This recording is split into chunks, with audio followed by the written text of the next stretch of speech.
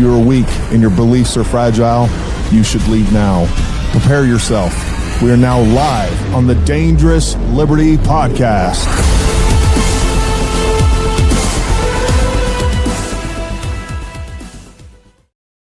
All right, folks, happy Saturday and welcome to the Dangerous Liberty Podcast, where we know that safety at the expense of liberty is slavery. We got a great show for you tonight.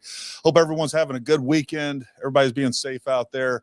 We got a lot of stuff to go over and recap, and yeah, it's going to be a lot of fun. I want to say hi to everybody over in the comment section already. We're going to say hi to Sandy Shirley SSI, anti-malware, Annie Oakley. Let's see here. Who else we got over there? Jason TG sponsor, Mr. Ken, aka Chiller, and many Jim 8, Try 8, and many more. Anyways, I'm gonna go ahead and bring on Gray in just a minute, and we'll talk a little bit. Then we'll go over the rules of the chat and how we conduct this thing. And then we'll take it from there. We'll let everybody, it always takes about 5-10 minutes for everybody to trickle in. But I hope everybody is having a great weekend, and I'm excited about this show. And without further ado, I'm going to go ahead and bring on my good friend, Gray Hughes Investigates. Gray, what's happening, buddy? Oh, not much. Just putting out the fires of conspiracies on a daily basis. I was telling everybody the other day, man, it was great meeting you in person, and I had a lot of fun hanging out with you. Yeah, I don't think yeah, you know, you're a pretty funny dude in person. I mean, you're a pretty funny guy when we talk anyhow on the phone or whatever else, but it was good hanging out with you. A lot of fun. We spent a lot of time at IHOP. Yeah, I think at least 2 or 3 times there for sure. So you actually got there, well, I don't want to get too deep into it, but you actually got there the day before, right? Yeah, I got there on Sunday. So I'd been planning on going there at somewhat soon, but then when you said that you were going there, I was like, okay, maybe I could time it where I'm there at the same time. That was just kind of like my window. So I drove all the way there on Sunday and then had all Monday by myself there. And I walked the whole route that Tyler Robinson walked twice. You know, I mean, that was a lot of steps. I think 16,000 that day. That was a big one. Got some exercise in.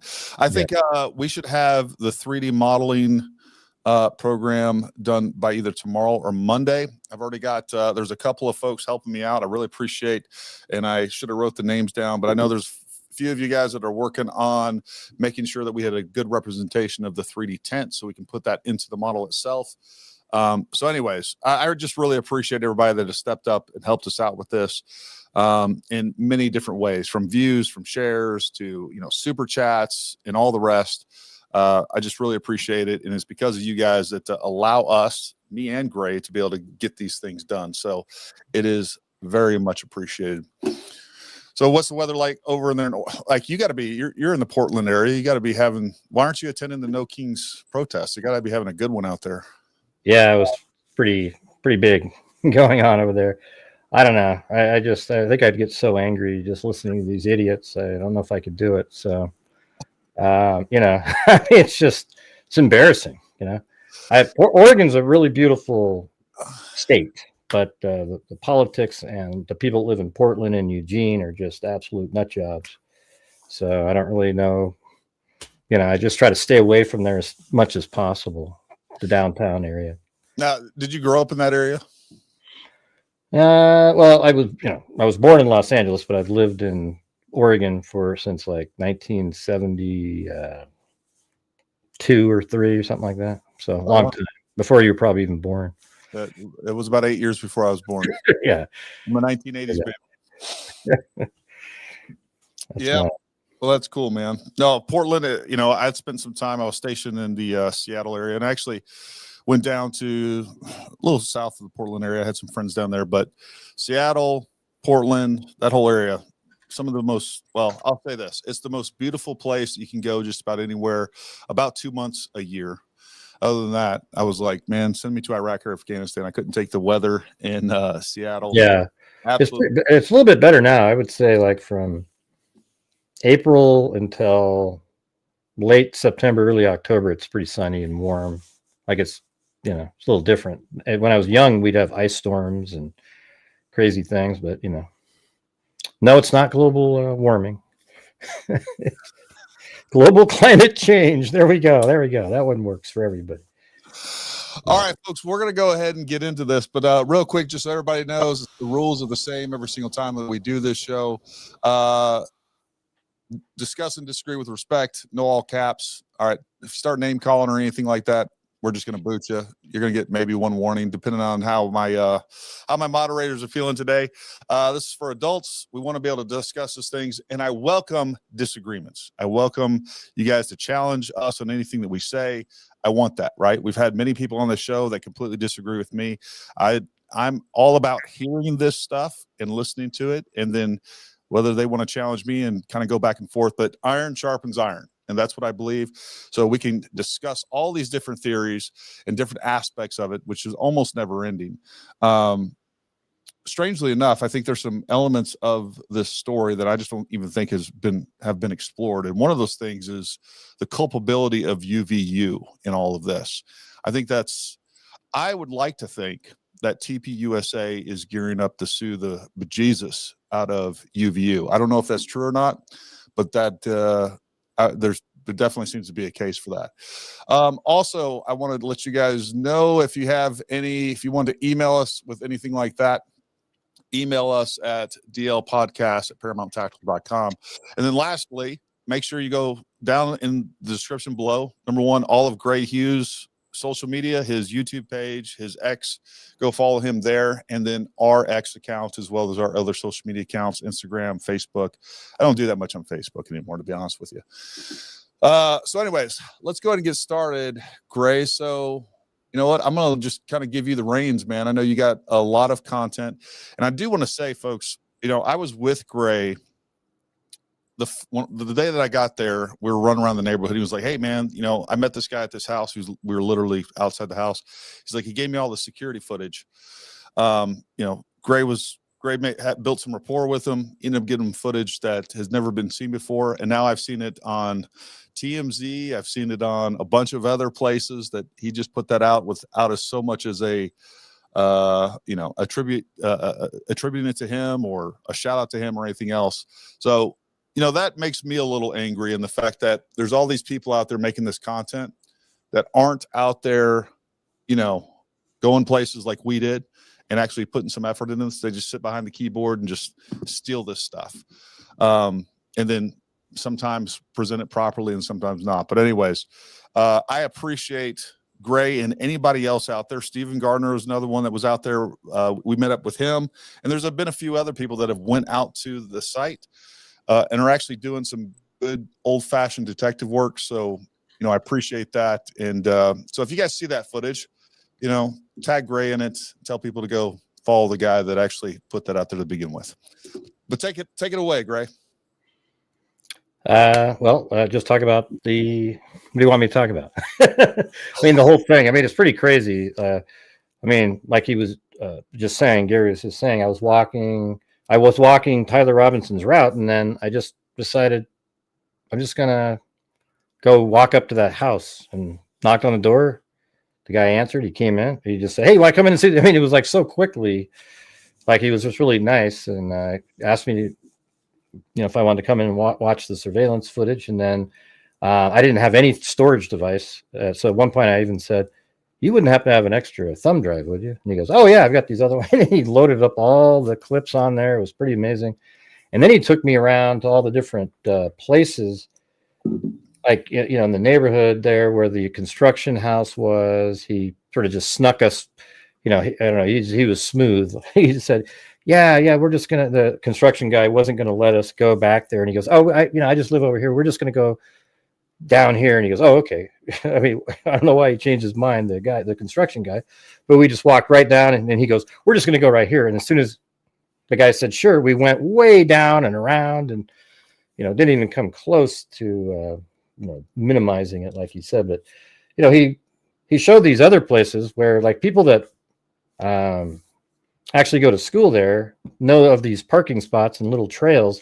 And obviously it sort of appears like the way that Tyler Robinson's walking around that he wasn't aware of these paths because he's not from there, you know?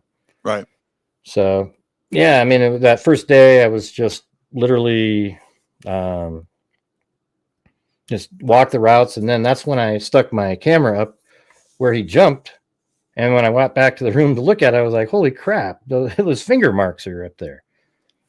I mean, it was just wild that that's still sitting there. And then yesterday, there's people on Twitter that say, oh, come on. So they just happen to be still sitting there. And so then I went on and searched online for images with the ladder and so forth. And then there it is. I mean, you can literally see the marks on the roof from a distance, exactly in the same spots with little measurement stickers next to them. I put it on Twitter if you guys haven't seen it. And those were there from day 2. So they've literally been sitting there that whole time, exactly the same way. And I think that the footprint is going to be on that ledge that he steps on and then jumps. That's where they're going to get the footprint from, because I found another 2-inch sticker on that ledge right where his foot would have been had he stepped down. So that's pretty interesting. And then, you know, we both walked over to when you guys got there. I didn't even go down to where he was shot the first day. I just walked around. I wanted to get all the surveillance shots that are known, etc. But when you go there, I think you probably agree. What did you think? What was your take of walking the whole route that we did, through the parking area, not parking, through the tunnel, up into the parking area and around, and then up on the roof? What did you think of that? The whole experience was surreal. And the biggest thing that whether it was the walking route, whether it was in the amphitheater and everything else, like, folks, everything is 2 to 3 times closer in proximity than what you think it is, what your perception is. And again, I was just, even looking at the distances on Google Maps and everything, like I've poured over all that stuff. I've spent, hundreds of hours. It's got to be close to that at this point. I mean, every day, I've put 6 to 8 hours into this just about every single day in one form or another since this went off. And like, I felt like I had a real good perception of what was happening. But when you get there, just everything, like the route wasn't that long.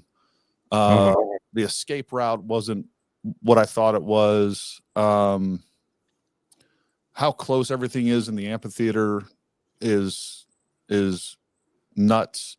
And I hope that, especially if you're investigating this, or you have theories about all this or whatever else, I hope at some time, if nothing else other than to pay respect to Charlie, you guys get to go there. Because like some of the theories that are out there of where supposed shots come from, if you're standing there, I don't think the average reasonable person, if you look at this objective, like, to me, there was like, especially like we're talking about a shot from like the 4 o'clock coming from folks, I can't even explain to you how close that is. There is no possibility that somebody was either on that ledge where the now infamous bush was, or even on top of that roof. They were able to get a shot off with everybody there. I don't care if they had the most silent gun ever. There's almost zero chance how close everything is that they would have been able to do any of that stuff without being seen, without us having very clear footage of them or anything else. So I think that was my biggest takeaway and the thing that surprised me the most. Yeah, I think you also mentioned too, like I did, how easy it is. Yeah, it's like the easiest damn thing in the world. I mean, I think that's sort of the main thing. Again, yeah, everything's really close. When you start walking it, you're like, oh, but that's part of what makes it easy too. Yeah, it's like you literally just walk through the tunnel, go up into the parking garage, come out, walk down a little utility road, walk right up to the Losi building, walk into the Losi building, go out the back of the Losi building, walk up a set of stairs, you're on the roof. And then you just step over a wall, lay down, put the rifle together, run to the corner, shoot Charlie Kirk, and then get the hell off the roof into the woods, and you're out. I mean, it's like, it seems like he had to have planned this because it was so well executed, even though, the outcome sucks. But I'm just saying, you got to admit, like, it was like, I think there's zero chance that there wasn't. I don't even know if I want to say like significant planning, but it took some planning to confirm some of those things. And one of the things that you and I were just talking about right before we jumped on here, it's one thing to know that you can go right up to the roof and all those other things. The thing that you were talking about and we were discussing right before we went live was knowing for a fact that he had a line of sight from the edge of that building. Right. That is one component of this that, I mean, he almost would have had to have gone out there at some point onto that roof, into that exact spot to be able to confirm that for sure. You can definitely look and you can definitely see from Google Earth. I think you can get an idea that you're going to have a line of sight. If you want, you can throw me on there. I can just. Yeah. Yeah, so like right here, this is where the door is to go into the low-C building. Then you come up the stairs, and there's a fence right here now, but you can just jump right over. That's where he put the rifle together. And then right from over here, I think right around like 12, 23, 25, from right in this position, you just go like about like that. And then, you know, Charlie Kirk was right here under the tent, you know, right there. So it's really, you know, how did he know? Like if the thing is, if Charlie Kirk was set up like 10 feet to the right, you might not, I guess he could have still moved over right to the edge of this thing, you know? So from right there, there's still a little bit. Yeah. You know? Yeah. It's crazy though, but like, you know, if he'd laid down, that's probably why he shimmied over too. Like he gets over there and he shimmied over, they said in the documents. So he kind of went like that, low crawled, I think they called it. Is that a military term?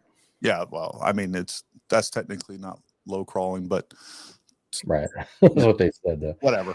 Yeah. Okay. He was in the prone and he moved laterally to his left. We'll just call it that.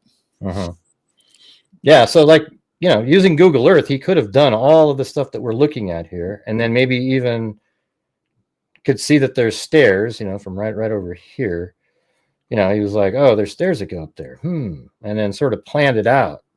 And then he goes there early, maybe 8:30 in the morning, and goes around and looks at things, and then does a dry run that I think, because originally we were told, remember that one footage with the maroon shirt, that was at 8:08 in the morning when he's walking in the TMZ surveillance footage shots. Yeah. They said it was 8:08, but it's really 10:08 because I did a shadow analysis using 3D Studio Max and a daylight system, and it absolutely matched up. And I think it's 10:08, and they're just off by 2 hours. Maybe that's what it said on the camera. And then yesterday on my show, I actually timed myself from the house with the surveillance footage and walked when I got right there, it was 10 minutes. I mean, it was literally exactly the same. And then even timing Tyler Robinson's walk to a certain point, we calculated how long it would have taken to get to that camera. And again, it was 10 minutes. So it's like, I was suspicious that he walked by that camera at about 10:10, like it was after the first one at I think it's at 9:57 at that house. So, you know, it makes sense. And when you walk down there, down that street, there's nowhere to go other than through the tunnel to get out of there. Yeah. I mean, you could turn around and come back, but we don't have that footage. But I think he went through the tunnel. I think there's going to be footage of him in that tunnel at probably 10:14. There's going to be a shot of him wearing the maroon shirt going down there. Then they're probably having going up the stairs. They just didn't show us some of this stuff. You know, maybe they got out the image in this, and they probably found that later, right? So the image that they have of, you know, the one that they gave out and the family recognized. Yeah. That was just like right away, like, oh, okay, we got him. They worked backwards and found him going in. And I bet you days later, they got the one where he's going into the tunnel wearing the maroon shirt. A different time, you know, doing more investigative work. And they very well could have had it then too. I don't doubt that. One thing I did think was interesting about the footage that you got from that gentleman, it does look like, and maybe it's just a lighting issue, but it does look like he's wearing a different color backpack. Well, what's your thought on that? Yeah, I mean, sometimes just having, I mean, a good way to compare, I guess, would be go to pull the video that he is walking by at 10:10 and see if it sort of looks blue in that one too. But it could, you know, it could be lighting. I mean, we haven't really seen when he's going up the stairs in the security in the parking garage. Did it look black in that one too? It looked black. And I will say this. Like, it almost looks like a different backpack, and it may just be because it's fuller. I think when he's running, when he has, and it's not inconceivable that he didn't have one backpack for one thing and then another backpack for another. I don't think that's a big deal, but I just thought it was interesting. I am inclined to think that it's a different backpack. It looks like a different color to me. And when I even compared some other images, like, you can see blues and black in some of those, like, enough that I would think that you'd be able to distinguish the difference. I mean, those security cameras are pretty trash when it comes to the overall image quality, but it did look like he had a different, even the shape of it and everything else to me looked different. Yeah, like he's going to have, on this final run, he's going to have the black towel, a change of clothing, and whatever else he was bringing along. And maybe the first one doesn't have that. Maybe, like, he changed his clothes, he has a different color backpack to walk around to do. What's weird is people are making, I'm not sure when they're pointing that out, what they're trying to imply. They're like, again, hey, it's not the same guy, or what, No, I think anyone, and to some degree, rightfully so. I think the details matter, right? So I think if it's an interesting point. I don't think it's super material to the case one way or the other. I mean, he could have very well had a backpack that was already set up with the clothing that he wanted. We'll just call it his operational backpack versus, his walking around backpack that might have had some water or something stupid in it, right? I don't know.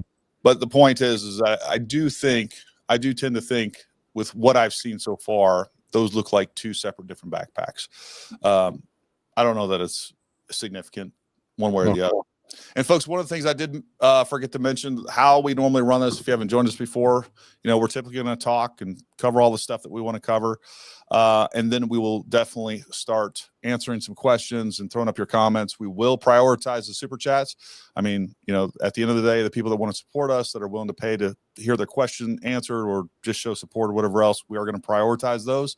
But I will do the best I can to get to as many of the live questions and comments as well. So bear with us on that. We will get to you over in the chat. What were some of the other significant things that you feel like made a difference in your perception of things, or some of the newer things that you found out that you didn't know before you went there? Well, I kind of had perception that it was hilly out there, but it seemed hillier, a little bit more terrain than you kind of picture on Google Earth. You're going up, a lot more hills, and I don't know. I think it was also when I was looking around for where he may have parked, that's one of the things that's still a mystery, but there's really only two spots that I found driving around the whole neighborhood, and they're right there. I mean, they're right in, I don't know if you want me to show you those spots, but yeah. I can show them to you. I think you'll find it pretty interesting. Okay, here we go. I got it. Yeah, so one of them was mentioned on one of my shows, but where I parked was right here when I went to, this is the house with the surveillance footage on it, right here, right? In the upper right-hand corner.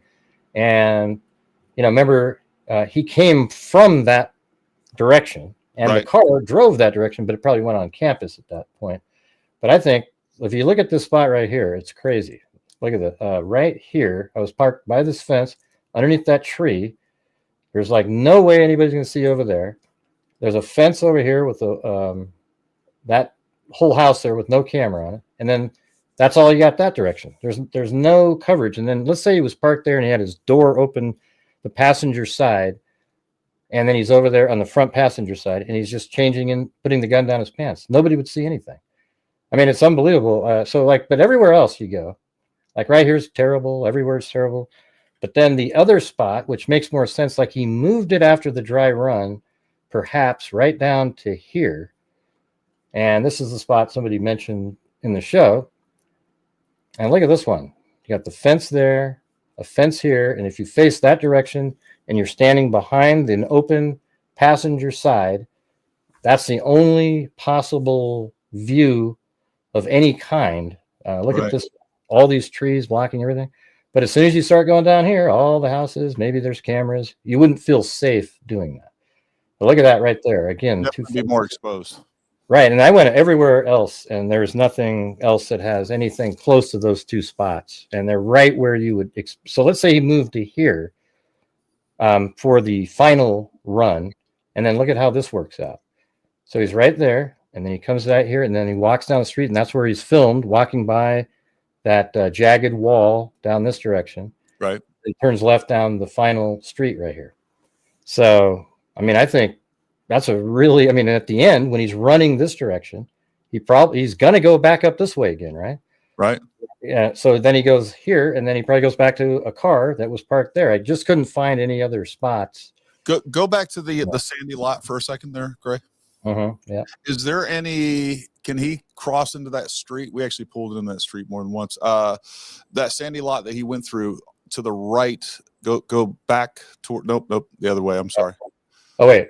I'm not sure how we're delayed. Where do you want me to go from now? Toward the back of that lot. Oh, like this? So if he was parked, that is an open area right there to that street. I just wonder if he was parked over there, why wouldn't he go through that area? Well, the thing is, there's actually you're talking about this street?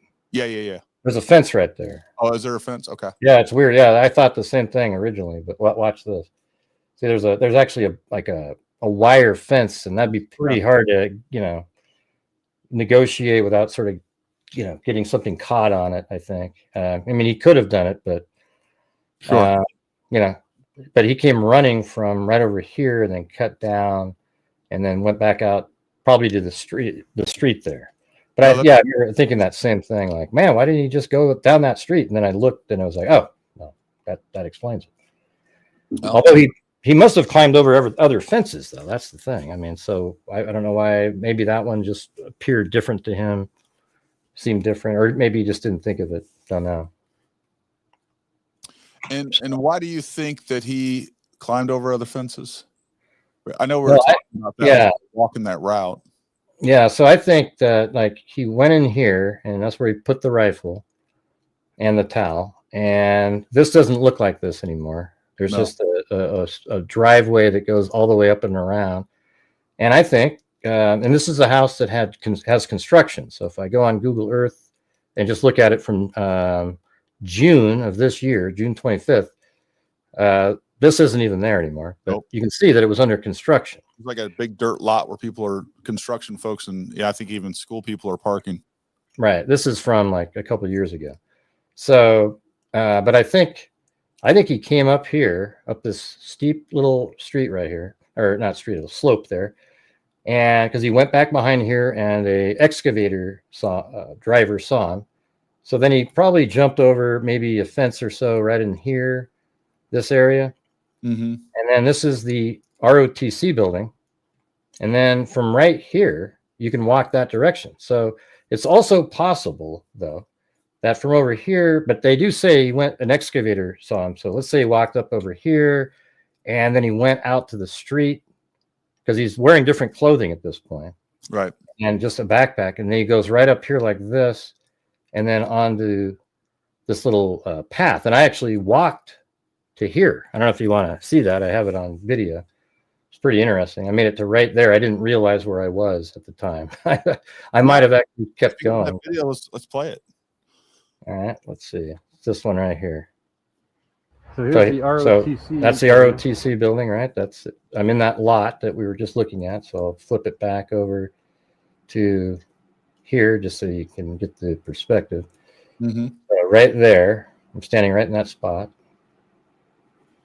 And then and apparently he came down through here. So the construction. Yeah, and I just kind of walked. Let me just move it forward. So just kind of started walking down here, but I didn't realize exactly where I was walking at the time because I didn't have my map. I don't want to go onto these people's property. I was going to stop, but then I kept going.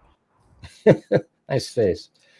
Let's see. I'm going to keep area right through here. Yeah. So then I go through here. And you can even see this little structure on Google Earth, which is it's like a chicken coop or something. Right there. See that? Yep.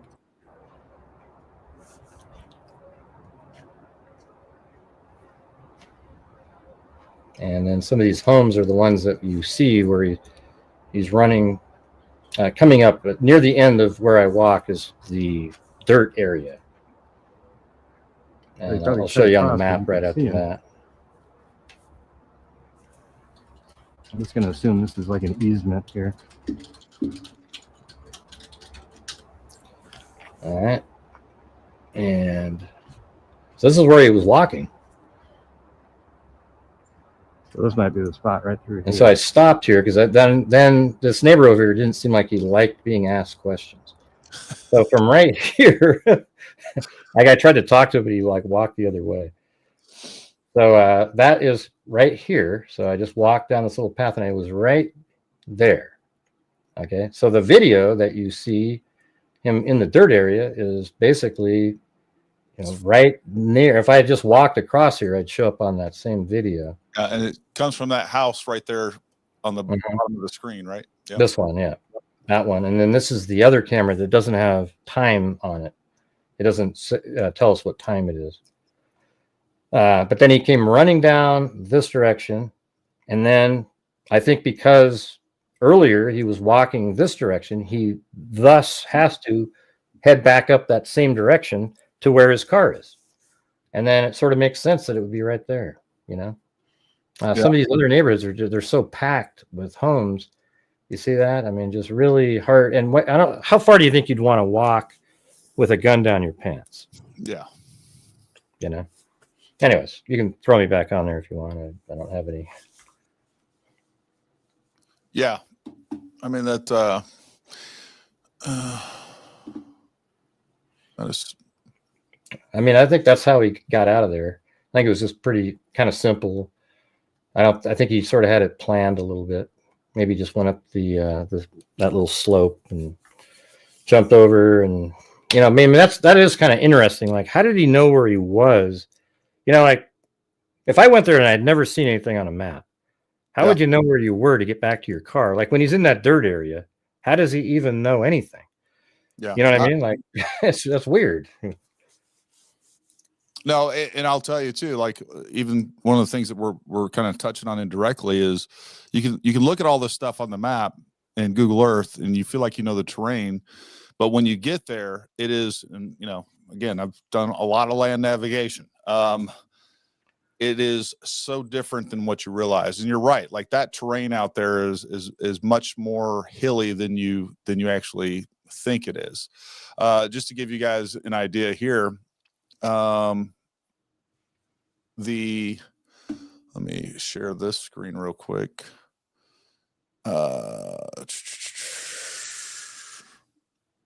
If you look at, you know what? Your screen's already up there. Show that house again that was being remodeled. That we actually ended up flying the drone from there. Oh yeah, right here. Yeah. Oh, where'd you fly the drone from? Right here, over here? Literally in the backyard of that thing. Yep, like right where your first just was. No, there's that. Right here. Nope, the solar panel in the back. Oh, really? Wow. Yeah, like literally right off that. So you went right in the backyard? No. the other solar panel. There's a deck right there. So just to give you guys an idea of the terrain from that spot, I shot a short from there, and folks, you can see the entire campus from that spot. Like that is significantly higher in elevation than the campus. As you scroll back around real quick, just do like a 180, Gray, where you can see the campus in the background. Yeah. So from that spot, you can literally see all the rooftops and everything else. So from this 3D map, I mean, here you can get an idea, but from a 2D map that you're looking at or whatever else, like you don't realize how high that elevation actually is. And from there, we were able to fly the drone. Peter was able to keep in a line of sight on that drone the entire time and all those good things. So the terrain is confusing to say the least. And you're right. I mean, I think his path and the way that he moved and how quickly he got to and from, he clearly had he was very familiar with that area one way or another. I don't know. It's just sort of interesting that he knew, like he must have known that this little path was here and how he was trying to get over here. But it seems like if you're in there, you wouldn't, unless you'd been there a bunch of times. Like I've seen it on a map many times. So when I went out there, I was actually pretty I mean, I literally, that's what I do, is just mapping, you know, like that's kind of what I when I work through cases. So when I got there, I knew where I was, but it was so much hillier than you pictured. Well, I mean, if you are willing to accept the text messages, I mean, he talks about that he was planning over a week. So, I mean, we don't know how much time he spent in that area. And I don't know what that means. Was he in that area for a week? Was he driving back and forth? Did he do it all from Google Earth? Was that the first day that he was there, but he was able to walk around? You know, again, we have some of this footage coming from surveillance. We don't know what else is out there and who else caught him, but maybe the FBI or Utah investigators have. But it's interesting, to say the least. I do think that there's almost, well, I don't think there's any chance that his Lance Twiggs didn't know about this. We don't know what other roles that he may or may not have had in this, as well as, you know, potentially other people in his Discord chat or whatever else. So that is the big piece to me that seems the most odd, or that would take the most planning, is that line of sight from that particular rooftop, knowing that you can get there easily, and then knowing that you would definitively have a line of sight to Charlie. Like, that didn't happen by accident. And, you know, maybe he is just smart enough. I mean, it's not crazy to think that he wasn't intelligent enough to figure that out. But at the same time, I think that is the one thing in all of this that indicates a level of planning that I probably wouldn't have expected out of him. Yeah. Let me just show on the map where all the different surveillance footage is that we have, just so people can see it. You have to switch me over. Yep, I got you. All right. So this is the surveillance that I got the extra footage from right over here. There's a shot of the vehicle at 8:23, and then Tyler Robinson walking with a maroon shirt at 9:58. And then Tyler Robinson walks around like this. And then the next shot we have is on this street right here, but not when he's wearing the maroon shirt. Okay, so I bet you that exists, though. But I think he walked just like this because I timed it, same speed. And then these two homes right here both have surveillance, and they show on his dry run wearing the maroon shirt on this camera. I'm sure he walks by this one too, but we don't have that footage. But he walks this direction, and then he goes over this little bridge, and then this tunnel right here. There's a camera right at the top here that films him going into the tunnel. Then there's a camera underneath in the tunnel, right around in this area, right by the end of the tunnel, that films him near the end of the. Yeah. Hey, real quick, back up to the beginning of that tunnel, because this came up the other night, and I just want to clarify for everybody. You can kind of see, I think you can even kind of see the shadow in here. But for those of you that are wondering, well, why did he just keep walking straight? There is a fence along the road right there that right now, it doesn't look like it's actually there in that shot. But right now, there's a fence that blocks that path across. Right there. And see that? It channelizes anybody. Yep, there it is. So it channelizes you and forces you to go through that tunnel, just so people are clear on that.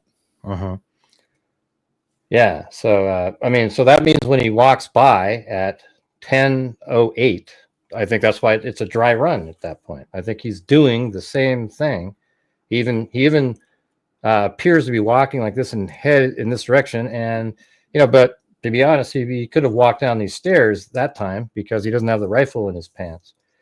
So he comes down, and there's no way where else out of here other than going through the tunnel. And then that takes you underground to over here. This is the parking garage. And then he, while he's going up the stairs in there, he's on three different, I think they take 1, 2, 4 different shots, or 3 on the stairs going up to right here.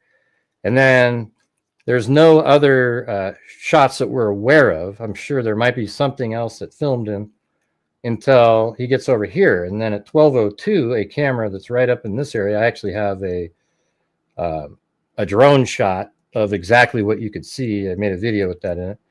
And he comes around. You'll see it on video. He comes around, walks over there. He's on camera this whole time, then goes into the building. Then we don't see him for like 10 minutes. And then he comes up these stairs, and then he's seen on camera again at 12:15 over in, up on the roof. And then at 12:17, he climbs over this wall, and then he sits there for 5 minutes. And then you'll see on camera him get up and run over to here. And they're going to know, law enforcement knows exactly what time the shot was taken. I think it was 12:23:25, something like that. Yeah. Yeah. And I think what they're going to know is exactly when the shot was. They're going to link it up to the surveillance time code, and he's going to stand up right after the shot happens, and then he's going to run this direction off the roof. You see it all on camera. He jumps off, and it's even on camera when he's over here going into the wooded area, and that's why they were able to go, and that's why they knew we went into the woods. So they go in there, and then they find the rifle and the towel, and he had changed clothes, and he was going to go back and pick it up according to the text messages. So I don't know. I mean, my thing is the text messages, while I see some parts are odd, I don't know if that's a scheming text message to protect anybody. I think it was like he was feeling vulnerable, kind of alone now. Now he didn't realize he'd feel the way he feels after killing somebody. And he's like reaching out, trying to get a hold of, the one person that might care. And, he said some things and then told him to delete it at the end, but I don't know. Yeah. I don't know. Like at a minimum, it feels contrived, but I don't know. I don't necessarily think that it was contrived by law enforcement. I know that's what a lot of people think. I do think it's odd at how that goes through and basically exonerates to some extent, but it also implicates Lance Twiggs in other parts of it as well. Like it infers some discussions that they may or may not have had. At least that's my take. That's the impression that I get. Yeah, it did seem like that, but they also removed a lot of text from the text conversation. Yeah. So they could have even mentioned stuff in there that would make more sense of why he knew something. Yeah, so those were all specifically released geared around the firearm itself. It had exactly. It wasn't a complete listing of all the chatter back and forth. Yeah, and by the way, on the last surveillance thing, they actually show him running in the dirt area after he goes into the wooded area to get rid of the rifle. He runs into the wooded area, and that's why it's pretty decent speculation that he goes right back to his car right at that point. And because actually at 12:45, he shows up on surveillance at that shopping mall, which is 15 minutes or so after he's seen in the dirt area. So there's a lot of surveillance out there. Yeah. And for those of you who haven't seen this, I'm just going to go ahead and play. I made a short clip today that I put on Twitter of just the walkway up to the stairs. So easy. All right, folks. So here's the stairs. They go to the roof.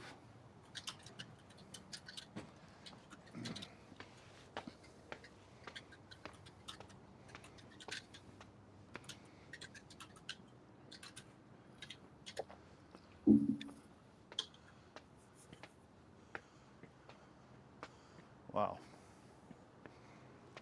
That was your first time up there, right? Yeah. Yeah, that's exactly. I think I probably said the same thing. And look how low this wall is over here, by the way, everybody. I mean, you could stand next to it, fling your leg up, and just go over it. It's just. All right. So, again, this wall is about maybe 3 feet tall. This is where we think if he did any reassembly of the firearm, right behind this wall is where he did it. And folks, if you look right there on the forward left, you'll see an air vent. Just to the left of that is where the shot came from.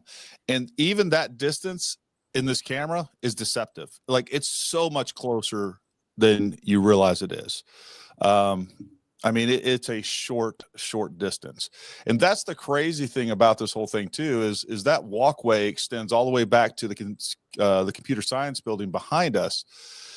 the fact that that area wasn't covered by police, that there wasn't just happened to be somebody up there, like anybody in the computer science building that was happened to be looking out a window. I don't even know how many windows are on that side, or anybody that was on that walkway would have seen him clearly laying in the prone, even from the opposite end of it, which it's probably, I don't know, 150 feet, that walkway, something like that.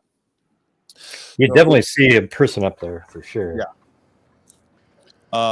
But I think but I think they were just looking at the crowd, you know. For sure. Like, Oh, there we go. So, all right, folks. So here's the stairs. you guys see right there. Well, I'm going to start at the beginning. So right there, anybody on that walkway, anybody on that walkway right there, if they were standing anywhere there, they would have had a full view of anyone laying in the prone right there at the end. yeah, and that's why it's great. I think he used the Charlie Kirk event. I mean, it just sort of helped himself out because of that, because nobody's walking up there if they're there to see Charlie Kirk. You know what I mean? Like they're all, you can't see Charlie Kirk at all from here or even on the roof until you get to the edge. Yeah. I mean, that's what's another. Any place over in that area where a normal pedestrian would be walking around, you can't see Charlie Kirk from that area. And why they didn't have some law enforcement over in that area, I think is the question of the day for me, for sure. Hey, you want to see? I've got on my screen what would the actual surveillance would look like. Yep.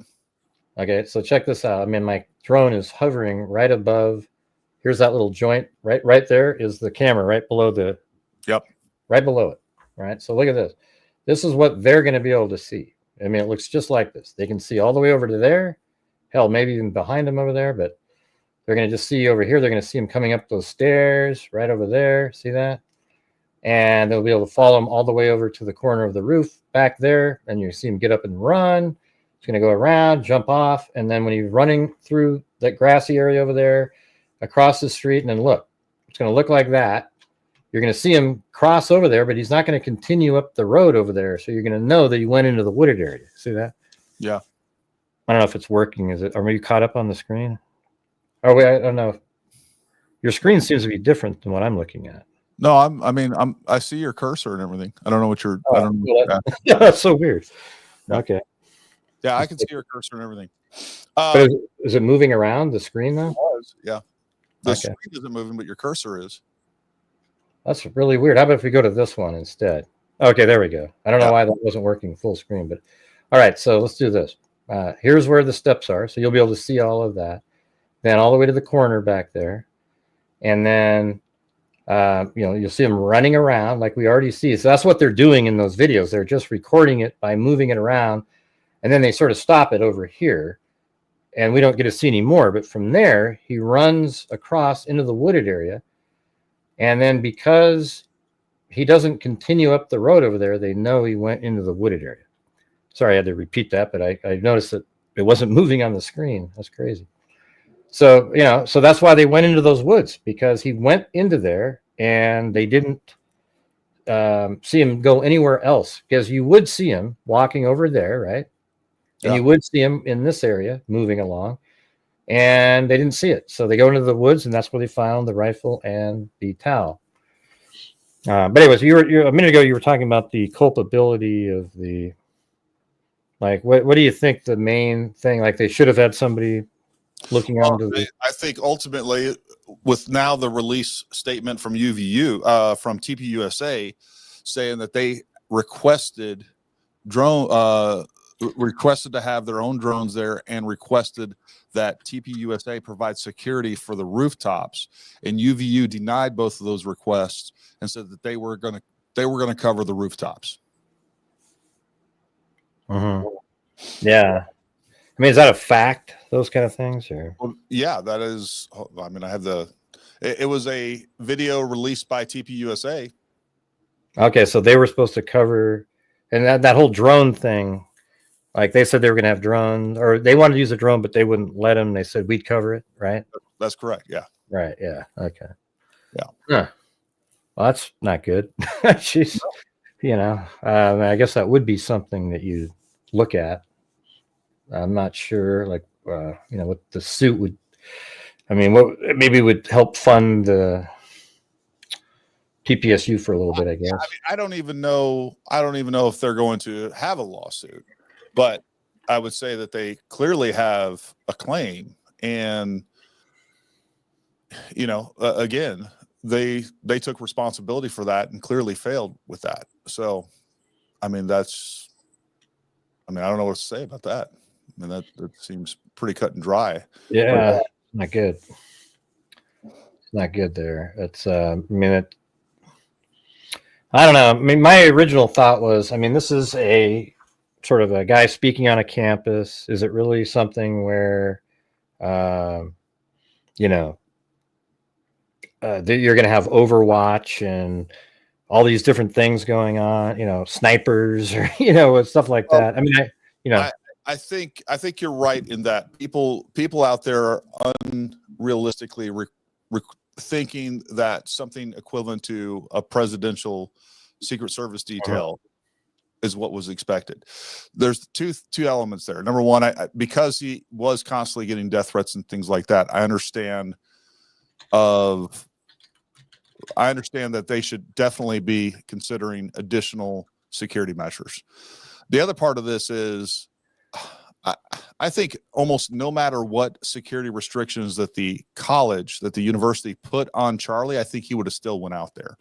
I think Charlie understood that he was assuming a lot of risk anytime that he went out. I think that's just part of what he did. And quite frankly, I think that was I would do the same thing, or at least I would like to think that I would do the same thing. Like, I'm not going to because that's what these people are. They're terrorists, right? People that are sending you death threats, saying that, whatever the threats are and the insinuation is.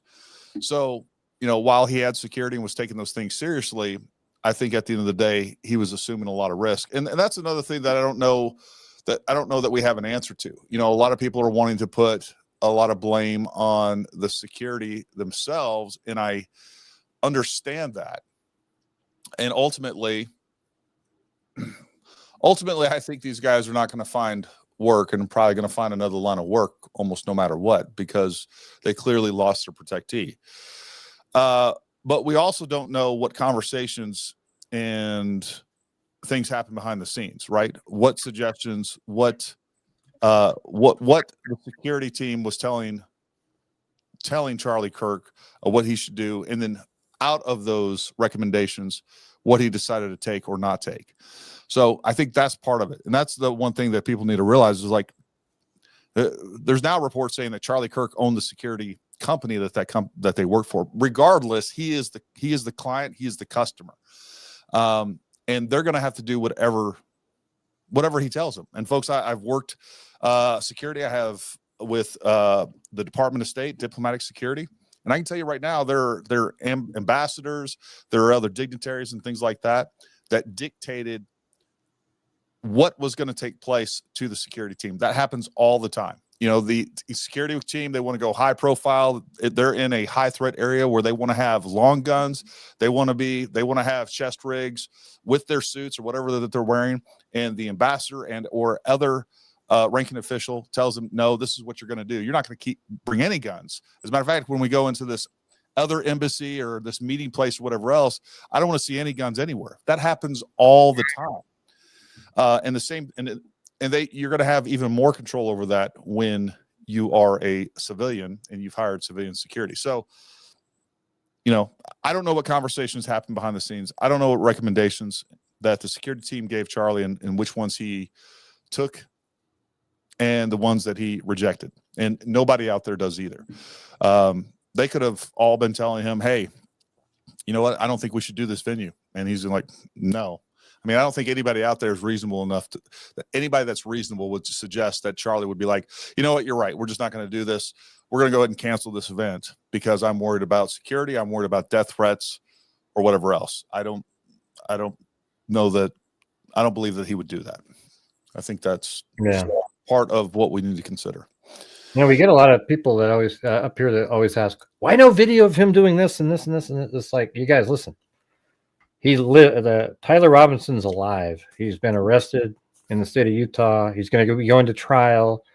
We're not going to get the same information that we're going to get, right? Like when Thomas Crooks was killed, the FBI put out everything that they had, in terms of surveillance footage, body camera footage was made available. And we just get that question all the time, as if there's something nefarious about the video they're not going to share because, I'm reading the comments about that. I get those every single. What do you get the most of? Like, it seems like it's just so repetitive. It's usually the 30-06, the ballistics. I guess yeah, I mean, there's some repetitive comments. The one that bothers me, I guess, that I see so much that it irritates me a little bit, is the whole thing about they destroyed the crime scene, they paved it over, and folks, I just disagree with that premise completely. We talked to the UVU police there. We talked to several people there. Like, that place, according to Stephen Gardner, he said there were literally hundreds of personnel there, law enforcement personnel, that were processing that entire area. I don't know if that was an exaggeration, but I don't doubt. And again, if you look at NIJ standards, when it comes to processing high traffic crime scenes, of what they expect and the timelines that they expect to work, like, it needs to be done quickly, efficiently, because again, it's an active university and you can't hold on to that place forever. So number one, the moment that they release that crime scene, it's no longer a crime scene. It's just another place. And now they have blood, they have other things going on there. And I think there's there is a justifiable and reasonable argument that's like, hey, let's do a little bit of a makeover down there so it's not as traumatic for the students and things like that. I think that's reasonable. I know people have talked about somebody saying that it was like, or UVU claimed that it was scheduled construction. I don't believe that's true at all. I don't think it was scheduled. I think they wanted to kind of get it cleaned up and get a redo and get things back to normal for UVU students. That's what I think. And again, they didn't damage a crime scene. All right. The crime scene is done with the moment that they release. They say, hey, you know what? We've done everything that we need to do. They had it for 3 full days. 3.5, if you consider. So they had it on the 10th, the 11th, the 12th, the 13th of September. 14th is when that construction took place. And yes, it was a Sunday. And again, I think they wanted it back to normal by Monday. If I was an administrator and that was my call to make, that's probably if I had the resources, like, yeah, let's kind of make that place over, because they had to tear up the sod and do some damage anyhow.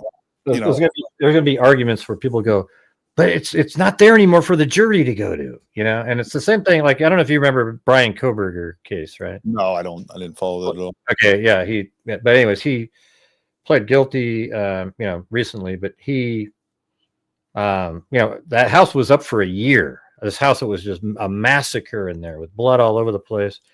And it was up for a year. And then eventually, they got the Faro scans and all that. They decided to tear it down, and, it's on campus, basically. And everybody's like, oh, man, how could they tear it down? It needs to be there for trial.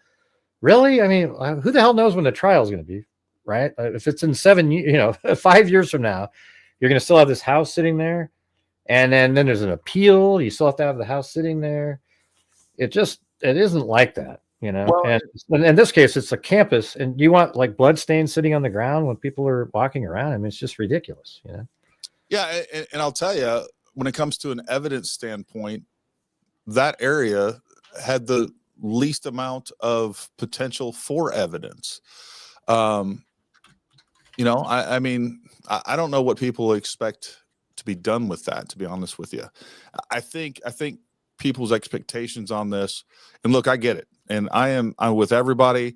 I'm not interested in taking the government at their word. That's what we're here to do. We're here to go through this stuff, look at it, and look at the evidence, and whatever narrative comes about, that's the narrative that comes about.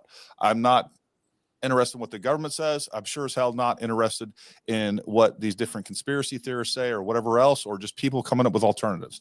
I don't even like the term conspiracy theorist, because that is kind of a pejorative, right? But I mean, at the end of the day, we have to look at what's going on here. And there's definitely misinformation. The whole reason that I put out that video that I just showed you guys of me going to the roof is because I constantly see on Twitter, and I was literally replying and retweeted a comment of someone saying, my friend used to work at UVU and you had to have special access and special keys to even get to the roof. And stuff like that has been going all throughout Twitter and all throughout, the internet since the beginning of this. Just nonsense. And I'm like, no, whoever told you that is either lying or don't know what they're talking about. I mean, at the end of the day, there's only one narrative that can be true. And it's sure not the camera gun narrative. It's not the midget snipers popping out of hatches narrative. It's not, the palm gun narrative. It's height challenged. Hey, listen, it's height challenged. Okay. Height challenge. I don't know. No, they're bitter because they've never ridden a roller coaster. What I can tell you for sure is, while I don't think we've gotten as much information as people clearly would like from the government, 98% of all the misinformation that I've seen has come from the private sector. And I don't know what that's about. I don't know if that's just people grifting. I don't know if it is, just to sow chaos. I don't know if it's coming from the left to divide the right, because they're doing a good job on that right now. So like we all need to be discerning, think about what's going on, use some critical thinking, and look at the evidence. Because the biggest problem that I see people is they're latching onto narratives, and then they're trying to find the evidence to support that narrative. That's a problem. And that's not how you should approach any of this stuff. That is not first principles. That's not just objective analysis of anything. Like, you're like, you know what? I like the camera gun idea or whatever else, or whatever. And then you're like, I'm going to find, like, you are creating a problem and searching for the evidence to back that problem. So I think it's a backward way to look at this. See, the way I do it, and people think that somehow it means I'm buying into some narrative. See, I don't really consider like the factual, like when a prosecutor puts something out, I don't really look at it like, oh, it's the word narrative has become sort of negative sounding to me, like a story somebody's inventing. So what I do is what's that? It's become like a pejorative for sure. Like right, exactly. Negative term. So what I do is I take the information that's in probable cause documents, and this one had probable cause and a charging document that had some competing information and some most of it was the same. But you put that together and you see if it matches what you're seeing. Yeah. In the surveillance footage, et cetera. And I mean, I'm just being honest here. I haven't seen a damn thing other than, the at the very end, people say, how come the bullet didn't exit the neck? That's really the only question. But to me, this is one of these cases where it's so, it's one of the strongest cases I've ever seen. I've covered thousands of cases, literally. It's crazy. And this case is so strong. But then to make it not strong, you have to attack every single one of the 30 points that are so powerful, with some kind of conspiracy of why that's not the case. All of a sudden now his parents didn't say that was our kid in the surveillance footage. Really? And folks, there is nothing out there, not a single report. People are conflating internet myth, and these narratives started on the internet and in YouTube and TikTok is a big source of it. Of these things people are putting out there, but you can't match them up to any corroborating official source. There's no one saying that his parents actually said that it's not his. That's another thing. The other one that just recently came out, I've heard, is, Tyler Robinson had some congenital defect or whatever, that he had a limp. Like, there's no evidence of that whatsoever. The key here for me is, like, I don't want to be tricked by the government, but I also don't want to be tricked by some loser behind a keyboard either. Like, that's making stuff up. And for whatever his motivation is, whether it's to sow dissension amongst the right or just to sow dissension amongst our country, I think some of this stuff is foreign based, whether it's from China or from Israel or whatever else. I don't think Israel has in that this element, the narratives that have formed around this have been more detrimental to Israel. And that's what I mean. I don't think they're trying to sow additional information in here.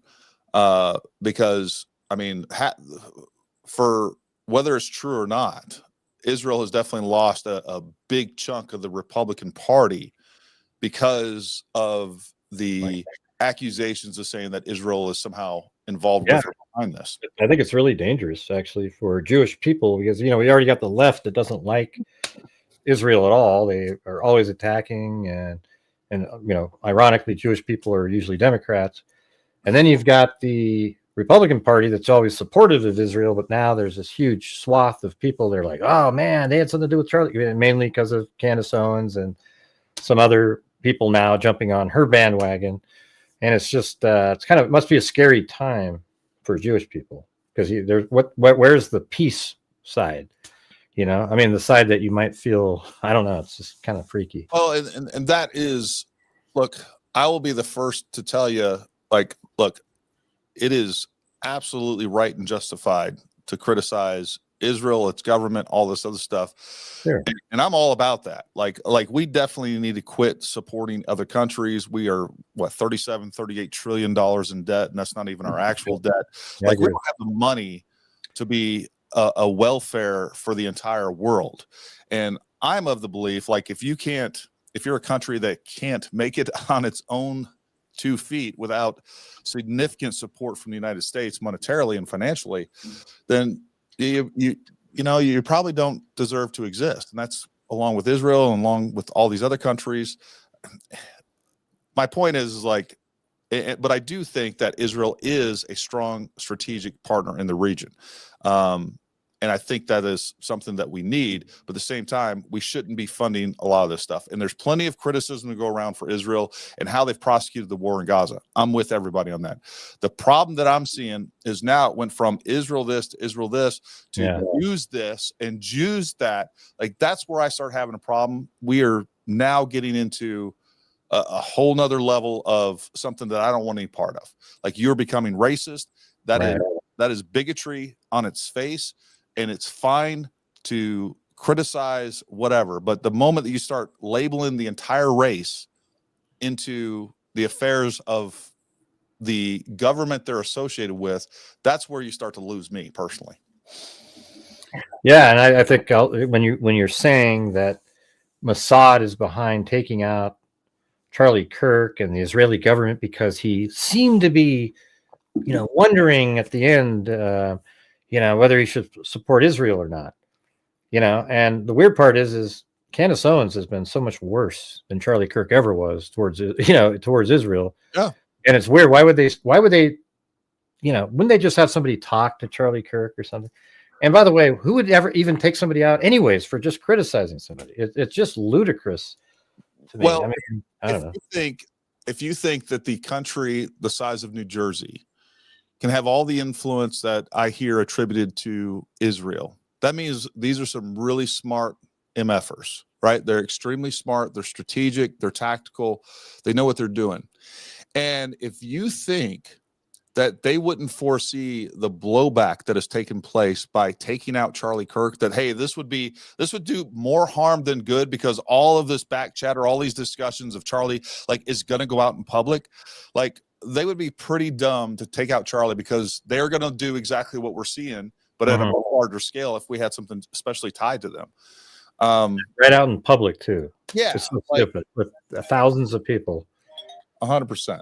And then wouldn't Tyler Robinson be part of that? And we could, maybe in interrogation, he can cut a deal and say who was really behind it because he was there, right? Everybody. I think there's a huge, and to be fair, I guess we currently don't have definitive proof. Yeah, we can say that I would the wait. DNA on the trigger. I would say that the guy in the video sure looks like that. Well, see, I don't do that. I mean, it's okay though. I understand some people not doing that. They want to, innocent until proven guilty kind of thing. And that's fine, and I support that. Which is why the same people that are going to say that, which is why you're not getting the evidence that you want, because he is innocent until proven guilty. And we need a jury pool that's not completely tainted with all the facts of the evidence and all the facts of the case, so that he can get in there and they can present it to a jury pool that isn't deeply familiar with it and say, and objectively assess the evidence. So I will say that there's a huge swath of people that don't believe that Tyler was ever there. All right. I disagree with that. I think there's enough evidence to make that giant leap. There's more evidence than that, than saying that, there was a camera gun or it was a hologram, or like significantly more evidence than that. And that's just the evidence that we know of. I think there's obviously mountains of evidence that we're not aware of. I mean, look, if I went to trial right now and I was presented with everything that we have right now, I would absolutely, there's no reasonable doubt at all. It's just like I would sit here and go, okay, let's see, we have his car on campus, his license plate. We see him later on a camera at a Dairy Queen that shows his actual face sitting there. So he's in town. And then we have a guy that his parents said, oh, that's our kid going up the tunnel to the parking garage. And then there's a camera picking up a person wearing exactly the same clothing, going up onto the roof, and fires, gets up and runs off the roof into the woods. And in the wooded area, they go into the woods and they find the very same rifle and the towel, and Tyler Robinson's DNA is on that. Okay, that's enough where you just go, okay, I mean, what is the other angle that you would have? Here's where I would disagree with you. The one thing that I would need is you to tie the bullet to right. That's still missing for us. Yes, ballistics.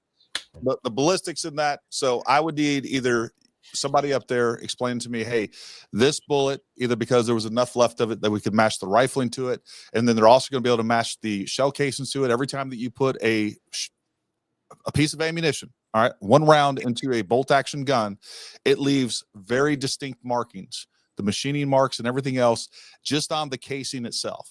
All right, so they're going to be able to match that up. And if there's not enough bullet left to tie that to the rifling itself, metallurgically, they're going to be able to tie that to the other ammunition that he had and be able to match that. That's the missing piece for me. If I got that, I'd be like, okay, you know what? I think all reasonable doubt, we've exhausted all reasonable doubt. Yeah, but I think even if, let's say, the bullet was so destroyed that you can't match it, let's just say somehow you weren't able to do that. Circumstantially, it's so strong that you'd still have to, it wouldn't be reasonable for somebody to go, well, I don't think he did it. When you have his parents identifying him and his DNA is on the trigger of the rifle and there's a spent round in there, so it's like, it's a point where, are you going to let somebody go free just because you couldn't match that one thing? And even though everything else, the circumstantial evidence in this case is massive. It's like you can eliminate a bunch of portions and you're still got the guy. He's right there, and they're going to have the timing of the text messages, right? They're going to have like what time those were done and where he was, his cell phone, all of that. And that's one of the things I think, the problem with people's perspective, and I include myself in this, I think you do a better job of this than I do for sure, is, I've analyzed this in bits and pieces and chunks, and it does get a little nebulous, whereas you kind of go through and you create that timeline and you show this, and this. And I think once a prosecutor starts putting together a presentation in an orderly fashion, where even with the information that we have, I agree with you. I think the case would, and the evidence for it would be overwhelming. And then you start adding on all the other stuff. Yeah. His parents are going to have to testify. That's going to be very damning, or not. I don't know, but I'm just saying we're going to have to hear that. The jury's going to have to hear that testimony. Lance Twiggs is going to testify. Once you get into all that, like, Well, here's the thing too: is the parents. Here's what's going to happen: the parents have no out. Like, they can't change their story now. No, and they can't. They can verbally change their story, but here's what the part that doesn't work for them is: they go, "Wow, that's our kid." The DNA then matched the person they thought. So it's like the DNA on the trigger matched the guy that they found because the parents identified it. I mean, it's just so they could go, well, We don't think it looks like him now. Well, it's too late because that's how we found him, and his DNA matched what's on the trigger. Well, and we don't have any indication that they would even try to change that. I don't think. Right. I don't think that's even in the cards, even though I know some of that stuff's been reported online. But again, folks, like as soon as you hear something like that, it's just reasonable to ask, okay, give me a source for that information. Today was a great example of that. Today, I saw a picture that supposedly came from a helicopter that flew over that Charlie's tent long after the event, the incident took place and the assassination took place. And it looked like there was it looked like this dark blood all over the ground back there. But comparing that to some of the photos and videos that we've seen of behind the table didn't match up for me. Like, I would like to see that actual footage. It was a screenshot supposedly taken from a video. I don't know what the point of that is. The other thing I'll say that I think people need to be aware of is when we do look, I think everybody should explore these other possibilities. But when you go on this goose chase without any evidence whatsoever, it undermines everything that everybody else is trying to do. Like, when you come up with like, hey, it's a hologram, it's a squib, he's not really dead. And then like the average person is going to look at you and all these other theories, even if they're credible, is going to get lumped into those. So, and all I'm saying is that I'm not saying that we shouldn't have these discussions. I would just be very careful about looking at evidence objectively and being reasonable about it, and then making sure we're more careful, because if you end up just being able to write off a total swath of whatever you want to call it, like, citizen investigators, reporters, whatever, right?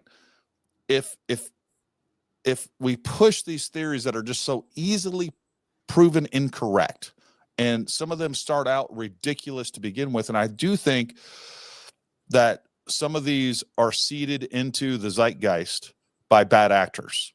And again, I don't know if that's grifters, I don't know if that's whatever. I think that's a very, very real part of this that people need to consider. Yeah, I think what it is like when you have a case, a lot of times, like over the years, I've been covering a lot of different true crime cases. The really big ones, you end up getting a group of people, once it's like clear what's happening and the evidence comes out, there isn't, like, I'm just trying to put all the pieces of the puzzle continually together. But other than that, it's hard, sometimes it's not like there's a lot to be discussing, right? But if you come up with conspiracy theories, you're going to come up with a different show daily. Like, oh, yeah, you have 97 different things you can pretend. The hologram thing is probably, not to be mean, but one of the dumbest things I've ever heard in my life. Holograms don't have weight to it. Okay, so when people are carrying around Charlie Kirk's body, were they pretending they were carrying something heavy and just got lucky that the leg didn't fly through the hand because it's not real? And it's just they're just method actors, so they're very good at that. Like, yeah, so they're like, oh, they can pretend something's heavy. Is that actually out there? Stuff like that? They'd say that. That's the problem. It's like some of these things don't even have a logical explanation, but there are people that are that at least sound very convicted in the comments and on Twitter and everywhere else. And I don't know where it's coming from, man, but like you need some evidence, and you need to make sure that you look at that evidence objectively and assess it and say, is this evidence? Like, again, when people start telling me that they've caught bullets on cameras on iPhones, like, I don't know what to tell you, man. Number one, you're not going to catch individual bullets at all. It's not even possible. And if you do catch them, they're going to be streaks. And the other thing, one of the things you talked about is there are already people that have jumped from one explanation to the next, to the next, to the next, to the next. Like, that to me seems very, and they started out very confident. I don't know, like, on this one, like, this is what happened. I got sources that tell me this is what took place. And then they start to evolve. And the next thing you know, they're pushing another one. And then it evolves a little more and they're pushing another one. Like, at what point do you say, like, They get it wrong so consistently. I totally agree. It's also like, if there was a conspiracy, how come they haven't galvanized onto the same thing? Like, okay, this thing really seems like something. Instead, there's like 25, 30 different conspiracies, and none of them are provable or even make sense, half of them, like. And there's a new one that comes out almost at least weekly. Every 3 or 4 days, something new comes up. Somebody made a video and convinced a bunch of people of X, Y, or Z. I don't know. Well, let's jump into some comments, Gray, and we'll go from there. Cool. Show your love for Gray by joining the wave. Let's surf. That's over a mic. That's one of Gray's operatives. I got operatives, you guys. I'm selling a narrative. Gray gifted one. Gray. The thing is, you get everything from each channel popping up. I'm fine with that. Can I invite you on Charlie Kirk's stream to explain to my audience, friend of Stephen Gardner? I don't know which channel. Ben, if it's me that you're talking to, DM me on X. I'll just say the same thing for Gray. DM, or we can both come on. I'm cool with that either way. I think that'd be cool. Actually. Yeah. Hey, Gary, Gray, and everyone. Eric Dieter, Gray Hughes, what's your honest opinion of George Webb? He's been burning shoe leather as well. I know George Webb was there, but I actually, and I know he was actually on here, but I got to just be honest. I mean, there was a case, the Delphi murders with Abby and Libby. He shows up there. He walked down a trail that wasn't even associated with the crime. He says, "Oh, this is where the girls walked." And then he said the girls were killed by being garroted, with the wire. And that isn't true either. He just kept saying all these different stuff. So, and then I saw him do the same thing in other ones, and I just I just don't have any confidence whatsoever in anything. So that's just my opinion. There you go.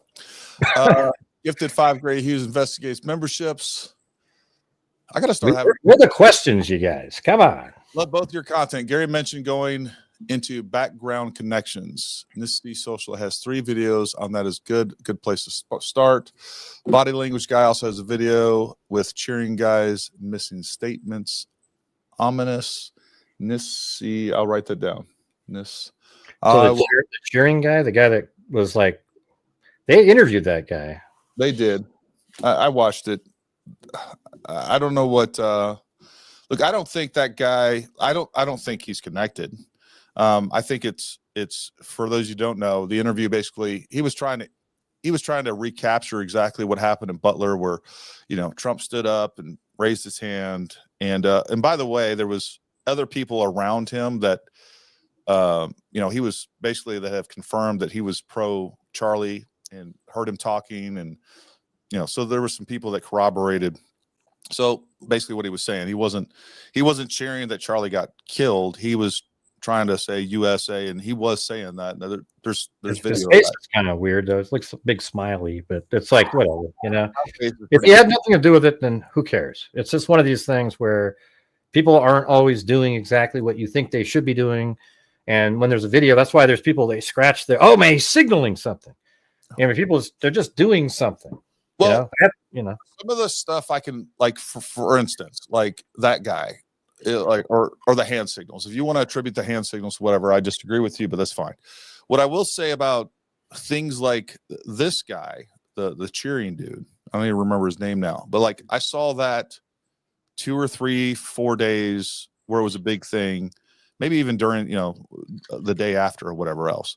I don't remember, but early on, within the first week for sure, I kept seeing those comments. So I did a Google search. And then like when his interview was put out, I searched that out and like confirmed that or myself to a degree that I felt was reasonable.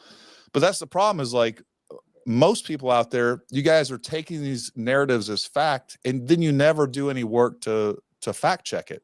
And a lot of this stuff takes 5 seconds to figure out whether or not it's true. Like, just, I don't know, like, don't allow people to fool you, because there's a bunch of people on YouTube and everywhere else that will try to fool you. I feel really bad for his security team, to be honest with you. They have just been They look like they absolutely cared. They were there. They didn't see way up there on the roof, but they were right around him. And I think even the guy that does the shot between the fingers, right? Isn't he a security guy? He doesn't do a shot though. I'm just saying the guy that's the palm gun guy. I mean, that's one of the most ridiculous. What a great shot that is too. I mean, my God, he's not even looking, just kind of points it that way and gets boom. A shot. Yeah, pure luck. Batsman, 19 Delta OIF, Cav Scout, for those that you don't know. Found both of you guys in the aftermath of Butler. Awesome collab tonight, and keep sharing the truth. If you ain't Cav, you ain't infantry. Is that what you were going to say, Roman? I do like, what I do like is our, the thing is I'm more like the, putting the pieces of puzzle mapping and stuff like that. And then you're really good at the gun related stuff. And, the other, it's just kind of a cool little combination when we talk about it. Like I've said this from the beginning, that's what this takes, right? Like to be able to see all angles and you've said some things that challenge me on some things that I believe. I'm like, that's a good point. And I've done the same thing to you. Like, hey, what about this, Gray? Like, have you considered this? Like iron sharpens iron. And we can't, if we are genuinely in search of the truth, we need to take all of our, I don't know that the show would go well, but have a consortium of 15 people, reasonably minded people with some different areas of expertise to be able to look at these events and say, hey, what do you think about this? And be able to bounce things off of each other and the sanity check one another. And look, there are some extremely smart, intelligent, sincere people that are pushing, I won't say pushing, that believe some ideas that I don't even think are plausible, but I know that they're doing it in good faith. And it would just be completely ego driven of me to pretend that I know everything and not consider their point of view. Doesn't mean I have to agree with it, but you shouldn't be afraid to be challenged a little bit in your own theories, beliefs, or whatever else. I think that's the thing is, I actually listened to, we sort of talked about how I react and stuff, but I listened to the conspiracies and, but I can already just say, okay, that's complete garbage, I don't, so my responses aren't normally measured and thoughtful, but I'm you definitely trying though. I'm trying. You can work on your people skills a little bit. That's okay. Yeah.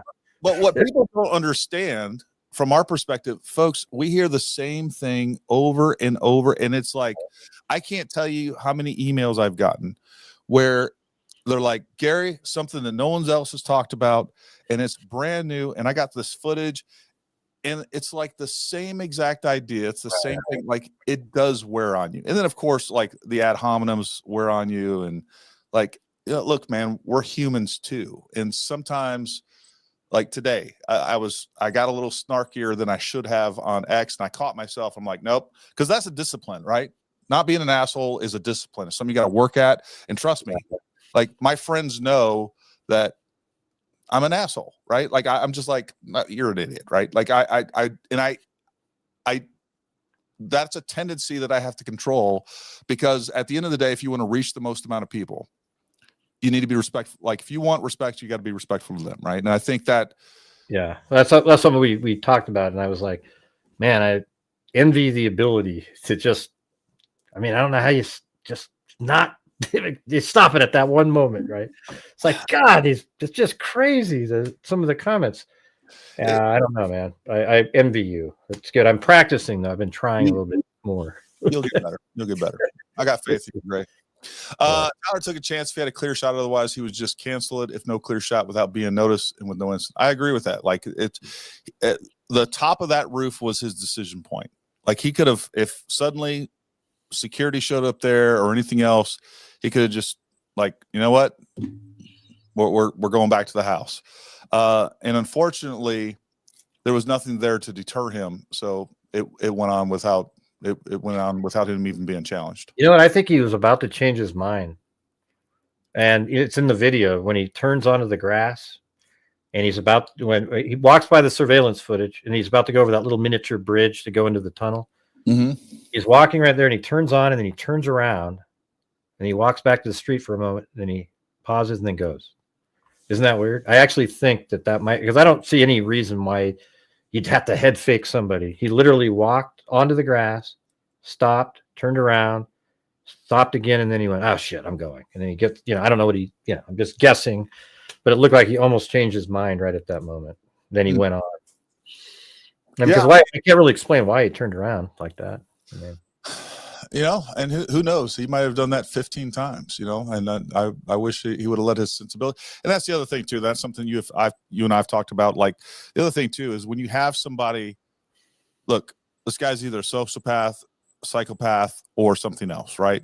The problem is that we project our own sensibilities on these people that don't think like us at all, that do not have the humanity that we have, that may not even have the fear that we have.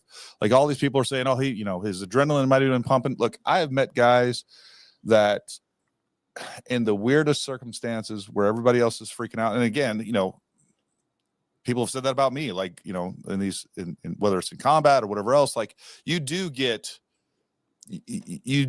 accustomed to high pressure situations. And that's what military training and all this stuff's about. But there are those freaks out there, and most of them are not psychotic or sociopaths, that like, they just don't care. Like, nothing. Yeah. Even me, I could still make that shot, but you better believe that I'd be like worried, scared, thinking about my future, all this stuff. To say that he was doing that, you don't know that. I mean, he just may be different altogether. I'll just let you know, we call ourselves the Freaks on my channel. Well, there you go. So you just bashed everybody on my channel. Do you hear that, everybody? I'm sorry. Yeah, we're the Freaks. That's your pronouns. Yeah. Love your great work, man. I sent you an email comparing the political situation left and right with Germany. I did see that. Besides, I bet we've already been to the moon. Right now, I feel like I'm on the moon. Yeah, the moon's questionable. I'm not convinced. About 60-40 on that one. I want to know Gary's theory of what happened. Who else was behind this? The Discord people, maybe, his little furry friends, that kind of thing. What do you think? I think I'd like to see. I've avoided trying to get too deep into that, just because I want to stay, because that is nothing but speculation at this point. What I'd like to see is more evidence once we get to the trial that may or may not indicate something larger. And even from that, even if you think this was like a government conspiracy, or Israel's behind it, or intelligence communities behind, any of those things, I think there will be more indications at the trial that would give us at least some breadcrumbs to give us more indications of that. So I've tried to stick mostly to what I can see so far on the evidence. I remember reporting the first few days, UVU employees saw him on the roof. The previous week, they just told him he can't be up there. Yeah, I don't know that I ever saw that report. Did you see anything like that, Gray? Let's see. I remember reporting the first few days that UVU saw him on the roof the previous week. They just told him he can't be up there. I didn't think I heard that. I hadn't either. Yeah. 62 months. I've had a 70-monther. Linda Howell's been a 70-month channel member. Do you keep track of that? Well, it says it on the screen right there. Yeah, I know. Like, it'll pop up once they, been there for many months. It'll say, like, it'll tell you. All your freaks over there. When he was getting gas in Beaver or Cedar City on his way home, a person was in passenger seat. Could be that Lance was with him for the whole thing. There's no indication that there's somebody sitting with him in that. Yeah, I don't know if you happen to have that video anywhere that we could. I do have the video. We could probably. I can load it up on here in a minute if we want. Yeah, well, I'd like to see it. I've looked at that video extensively. I didn't see any indication that there was a person in there, and that's another weird thing. People interpret things oddly sometimes. Stephen Gardner has a view from the glass area, and it have real different perspective. Could see other buildings in the distance. Could have more video. I think the video I'm going to release tomorrow, I was trying to get it done today. Stephen Gardner, I don't know what video you're talking about from Stephen Gardner. I know he took a lot of video while we were there, and we even did some video. I think he was talking about. I think he explained it to me. It was like on the same side as the camera, the 360-degree camera. He said he went into over there and got a pretty good perspective of it. But I think the shot that I got with the drone is really the shot that is the shot that the camera. He was trying to replicate what that camera might be doing, but I now have the actual video of it hovering about a foot above the camera itself. Awesome. Hey, let me show you this. Before you go to the next one, let me show you this one. Oh, thanks, Lisa Belson. I saw that, the 10. Yep. There Lisa you go. Belson, 25 gets 10 Gray Hughes Investigates memberships. I'm going to show you. Look at this image here. This is what I put up on the screen. If you can build that one up. Look at this thing. Watch this. So this is when he got pulled over by the cops. Doesn't that look kind of like the same guy? I mean, when he got pulled over in the traffic stop, I compared it to the surveillance footage. Look at these two right there. Yeah. And then these, right? I mean, this one is really good for the shoulders to compare to this one. And, so I think when I try to show people this, because they always think it's not the same guy. And it's just like, I mean, it is, though. I didn't look at all of those photos, but I've done multiple similar side-by-sides on that. And again, it does. Like, there's facial features, the ears, the nose, the mouth shape. They look the same to me, folks. If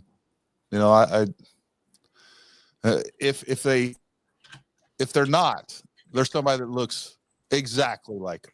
I mean, I don't know what to say. Hey, look at that. We got in my chat over here, we got Susan Hendricks. She's probably remember her from HLN or whatever, different news outlets. She's right there. Hey, very cool. I don't see your chat, but that is cool. If you can pull it up. I think it's on your chat, actually. I'm sure it shows on the one on the right. Live. I'm only looking at the starred right now, the super chats. I will be live. Oh, I'm sorry. Oh, it's okay. I forgive you. Dom C. Oh, let me pull us back up there. Thank you, Dom. I don't know who that's to. I don't really care. I mean, I do care, but I'm just saying it's either to me or Gray. I can't tell the difference of who's going to who. On the rooftop, is there a floor in between the windows, or is that an atrium? On the rooftop, is there a floor? Oh, no, it's like an atrium. I know what you're talking about. With that little like glass area there. Yeah. Let me see. That over there. It's just an atrium. There's no floor in that or anything like that. There's nothing. If you go in the building, actually, you can look up and see that whole thing. Question though, that's actually I mean, I can show it on my Google Earth if that's really something you want to. Sure, go ahead. Okay. While you're pulling that up, I'll continue to go through. You have to flip me over on my on this. Okay. Not sure if this has been talked about. The AI roof conspiracy wasn't just about the person disappearing. It was also the fact that Shadow disappeared at the end on the latest part. Opinion. Well, Gray Hughes has the best analysis. I don't know if you have that video handy, but we can go over that. I mean, I do know the reason, but I think if we illustrate it, it'd probably be the best thing to do. Yeah, you're talking about like right up here in this white area. Is that the one? Yeah. Yeah, it's just I have a video out there. It kind of explains it, but whenever you get white in a video, it'll tend to blow out the image because they, a lot of times they just have it set to sort of an average thing, and all of a sudden there's this white. And if you look at even when he runs across the roof, he gets really skinny because it starts, the blown out white portion actually starts coming in on the sides of the legs and everything. And the shadows are just gone. There's a couple frames where you can kind of barely see the shadow, but it's definitely not AI generated or anything. It's a really common effect that you get when you're working with video. When you like someone who's wearing a white shirt, oftentimes you can't even see the logo on the shirt because it blows out the image. It struggles. Yeah. On the video. So well, and I'll what were we going to show on this area, Gray? Real quick. We were doing the atrium thing, right? Yep. Isn't that what they're talking about right there? Just talking about the building portion back here, like the structure on the roof. Okay, like back over here, or no, like in the middle of the roof, the thing that he walked. Oh yeah, this thing right here. Yeah, so that's just like a skylight. Yeah, it's weird because if there was anybody in that thing, they would have easily seen him. They first released the surveillance footage of Tyler Robinson jumping. On this. So a couple things that I want you guys to notice what's going on with this footage. and why the shadows disappear. It's the same reason that his arms look transparent off of the roof. And There's a lot of people out there saying that was look, his arms looks like you can see through it. Right. And everything else is just blown out. That's why the shadows disappear on this white area. It's called dynamic range. It's the ability of a camera to be able to show the highs and the lows as far as the light, right? The highlights and the lowlights, and being able to distinguish those two. Cheap camera like this, especially when we're zooming in like this, it's zooming in so far that everything's pixelated. It doesn't have the fidelity to be able to do that, and definitely doesn't have the processors and things like that can distinguish the highlights. AI footage, because the people in the background or a person in the background disappeared. His arm completely disappear or look really skinny in many portions, which is the same reason that the barrel, and even when it goes rigid, because he does have the rifle there. And again, Gray has the best video on this. There are definitely frames where you can see that it looks like a full gun. It's just we're dealing with such a small, crappy video, essentially, that you don't see it. But even in right there, right, that's the shot right there. That one right there. Hold on, let me pause this thing. You can see right here where, let me try to get to that point. There we go, right there.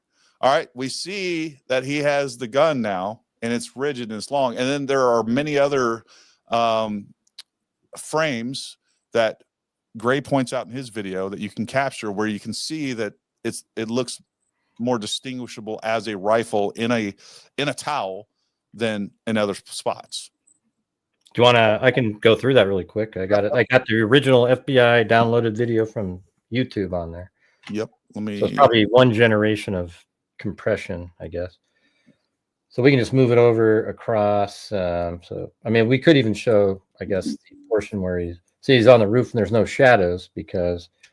Can you back it up to where I just want to point out that the shadow goes away when he gets to the white area? Yeah, exactly. And so you see him way back there. That's actually only like 20 yards away. I got to go over here like this. And if you ask, and folks, go talk to somebody that knows photography or videography. You can see the shadow right up to the point where you get to this high reflective surface that is just blowing out the image. His arms are almost transparent. You see very clearly the rigid portion of the rifle there. Yeah, look at that right there. Just go back and forth. That's a rifle. Yep. Yeah. And then he lowers it down, and this is where he scuffs the roof and everything. And he jumps down. And then down here, there's some just amazing shots. Like, let's see, where is it? Right there. I mean, my God, you guys. I mean, you can see there's an elongated item wrapped in a towel. And I think some of the really interesting parts are like that's right. This thing, it repeats it like 3 times. Let me just get to the next. That area over there where you were able to pull some still frames, to me, were some of the most convincing. And then there's so this is the last one. I've actually edited out those 2 other repeats, and just it goes right to this part.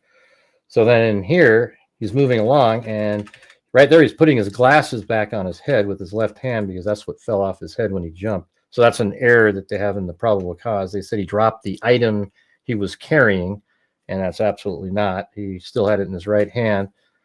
So over here, like there's just shots like that. I mean, who knows what you can't see. You can look at Matt Kester's video with him walking around. You can barely see the barrel.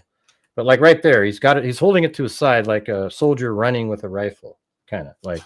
I don't know if that makes any sense, but see how he's got it off to the side there. And then over here, he's struggling with it. But watch what he does. Like, see right there, he's really trying to, like right there, he's holding his leg. Right, and he moves his leg at the same time as the rifle. Watch, folks. Look at the scale of that. When you think about how long his leg is, the rifle is approximately 41 inches or so. And he's got it way up his shoulder, up in there. And then right over here, so he's still walking with it matching his leg, because he doesn't want people to notice it.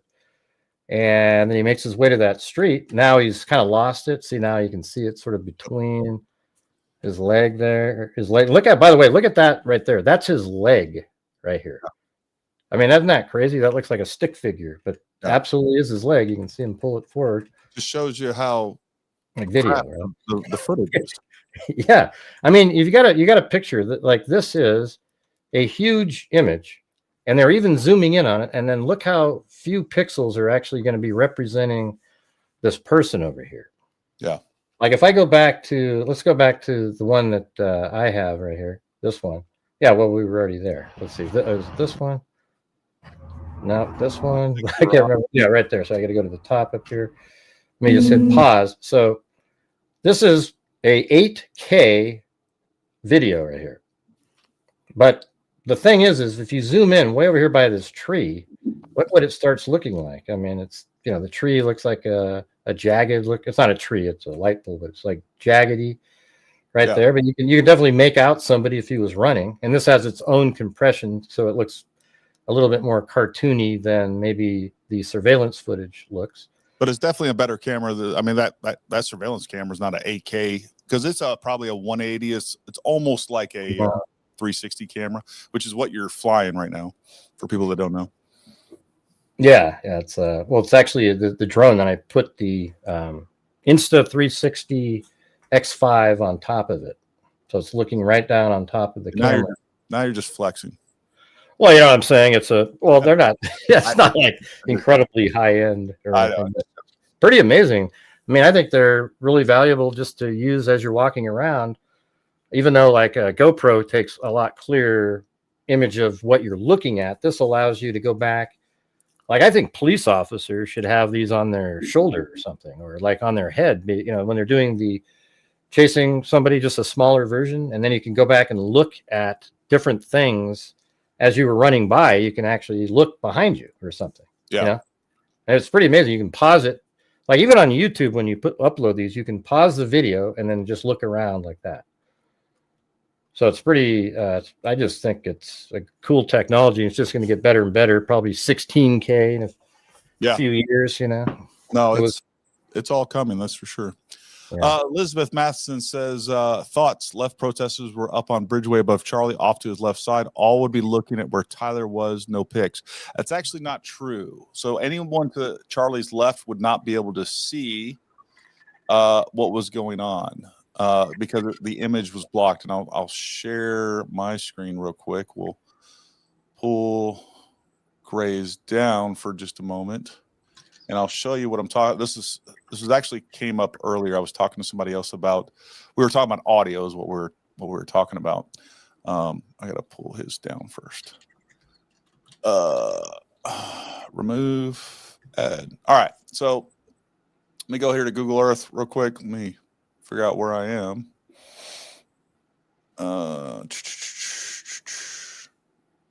Hey, by the way, he's getting pretty good at moving around on a map now. I'm getting nervous, you know. What? Oh, me? Yeah, you're getting good at one of my skills. Hell, I don't even know where I'm at right now. You got nothing to worry about. You can move around though. All right, so here we go. All right, so this is where Charlie was, and one of the things I was talking to somebody earlier was that you have a very narrow line of sight, and of course, I don't have the fancy version that Gray does, so I can't get as close. But you can see there's a very narrow line of sight right over here. So the problem is anybody over here on the left side of the building, they would not have a line of sight of that. Like Bartholomew, you can't see it. Yeah. Although I gotta still do that stabilization thing. I gotta try that out. Yeah.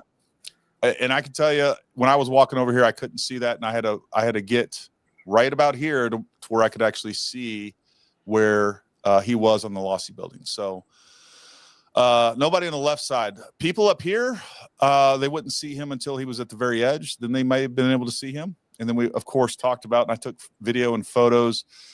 There was a photo or video made of him, and we showed him in the prone. And that video was taken from right about here, because you can see this looks like a generator in the foreground. So that's, you can see that on this building, this portion up here. And it's like 160 yards away. So their claims of well, he was wearing a mask and camouflage, and he had an AK-47, and all this stuff is just not. It's not really credible. You know? That is true. Like that was much further away than I thought it was. K. Miller. All right. Yeah. I've enjoyed every episode. Ignoring the chat trolls is annoying. You'll get better at it. Great work, Paramount. Maybe he'll split it with you, Gray, if you beg him. No, God, this is what they always do. They always make fun of me because on my channel, I go, hey, if you guys support the channel. We always get these idiots that come in. Yeah, folks, look, at the end of this day, like none of this stuff, all this stuff costs money. Right. You know, yeah. Do you Plus want? I mean, I'm just going to say this. Like a lot of people don't realize, but my channel is we've given since I've been doing this since 2020, donated $265,000 to various true crime related charities. And, you know, so I'm proud of all the stuff that we've been able to do. You know, at the end of the month, if I can find a way, I try to give thousands of dollars back. And I think it's, you know, feels good and it's important. And, you know, the freaks of, you know, we call ourselves the freaks. They've been allowed us to be able to do that over the years. So here's what I want to say too. Like one of the things I will tell you right now, like we could get on here if we wanted the views and clicks that a lot of people get. Like all it takes is like there's a clear formula for this, and we would get a lot more views. Getting on here and going through the facts and things like that Gray does. Look, you can say whatever you want about Gray, you can say whatever you want about me. You're going to get the truth as I believe it. I don't care if we got 10 viewers or 1 million viewers. I just don't care. I really don't. I'm not going to be, you know, I'm not going to be beholden to or captured by an audience. I don't need the money that we make off this. It helps. Like, again, none of this stuff is free, but we have a business. I don't need this. I do this because I want to do it. I enjoy doing it. I enjoy holding my government accountable or attempting to. Yeah, you know, that's why I'm here. I'm really sick of being referred to as a Nazi because I'm a Trump supporter. There, I said it. I agree. It's absolutely insane that people have to deal with that. I actually think that's what led to. I think when you call people fascists, I mean, I think I've heard you even refer to the same thing. You call somebody fascist, you call them, you know, like Hitler and stuff. Well, somebody out there that's a little, you know, nuts. They're going to go, wow, I'm a hero, and I'll be taking out somebody that's going to destroy the world like Hitler did. I mean, who wouldn't take out Hitler if you could go back in time, right? So when you're starting to make these equations, you know, you equate this. I think that's exactly what led to a lot of these shootings. Yeah, I think that's what led to the Trump attempted assassination. I think it's what led to Charlie Kirk being killed. Is we have a left and a whole generation. This has been going on really hardcore for like the last 10 years. The left is called all conservative, Nazis, Hitler. They have painted us as an existential threat. Folks, there are people out there on the left that genuinely believe that if they take out Trump or if they take out Charlie Kirk or they take out whoever, like they are in their own minds a national hero. Like they believe that. And there's enough crazy people out there to where all they need, they have the will, they have the motivation, all they need is a target. And what the left has been doing for the last multiple years is painting people as targets. Charlie Kirk and many others like him. Give me control of a nation's money, and I care not who makes its laws. Mayor Amschel Rothschild attributed. They don't have any video evidence that he was ever on campus. Parents never said it was him. 30-06 was not the murder weapon. The first two sentences are just demonstrably false. Demonstrably false. Yeah, I mean, that's exactly what I've heard those same things 100,000 times. What you just, you know, but yeah, go ahead, do that part. Anybody watch Matt Kester audio analysis. So I was on the phone with Matt Kester about 10 minutes prior to us going live here. Matt Kester will be going live with us on Monday at 8 p.m. Eastern time. So make sure you join us. We're going to go through his audio analysis, and he's going to explain it from top to bottom with us. I also have him comparing his audio analysis to some other possible locations just to see if they're even feasible based on what we have there. Do you know of any cartridge with the energy you see transferred to Charlie that you'd expect not to exit? Yeah, let me. That's what I was going. That's actually about what I was about to ask you. Is something like that? Like, let's say he used that gun. Yeah. What, other than, let's say, I mean, I don't. Your deflection idea isn't bad, like off the vest. Let's just say he wasn't wearing a vest. Sure. Can you think of some kind of ammo or just sort of circumstances that might have made it so it didn't exit? Yeah, look, I don't think we know enough to be conclusive on any of that. Like, we don't know the round, we don't know the ammunition, if it was store-bought ammunition, we don't know the projectile, we don't know the condition of the ammunition. Was it exposed to the elements? Is it old? There's a lot of things going on there. I do think that there are some possibilities that a frangible round would make it much more unlikely to exit. So I think if we don't have any ballistic protection, which it seems to be going that way, we've talked about it, and if I'm wrong on that, great. I still am going to do testing, because to me that is the thing that provides the best explanation of everything that we see. But if there isn't any ballistic protection, it is possible. All right, there are some other factors that we're not aware of that could have some sort of effect on that. And look, I don't care if you've hunted for 50 years and you think you know everything there is to know about a 30-06. Okay, I've been driving for 30 years now. It doesn't make me a race car driver. If you've been hunting for 30 years, you've been using hunting rounds. There are plenty of rounds out there that could provide an explanation. The other thing too that you have to consider is that Martin Luther King was definitely was killed with a 30-06, and there was no exit wound. Now, the difference, I would say, is that it hit him in the mandible. I do think that is a considerable difference. Hitting a man in, a 4-inch neck, man, it is tough to explain. Doesn't mean there isn't one. Doesn't mean that it was, it wasn't 1 out of 1,000 shots or something. Again, the problem is, like, we just don't know enough. And I would like to hear that. And we're probably going to have to wait for trial on that. And then you think you can say, though, even now, that like the bullet didn't go in point first? No matter how you look at it, that hole is kind of big, right? That it just made. Yeah. I mean, it could have been point first, but not straight on, like it just feels like it was kind of big, because you guys have explained how it goes in, it makes a small hole. Yeah. So the entrance wound is odd. And part of that is like the entrance wound's odd. I have a hard time coming up with a scenario where we have a round tumbling that travels that far and still hits its target. I have an issue with that. Typically, when you have a low stabilized, if your round is not gyroscopically stabilized, when we see keyholing, which is what we're talking about, where you see, that round tumbling, that typically happens pretty quickly. I'm not saying it can't happen further down range, but it typically doesn't. So that is an element that maybe that's what contributed to it. But typically, once that thing starts, it loses its gyroscopic stability, and now it's tumbling, that thing just goes off in different directions. It doesn't follow the predictable trajectory because the BC is all over the place. It's tumbling. It's doing all kinds of crazy things. So that's tough for me to reconcile, to be honest with you.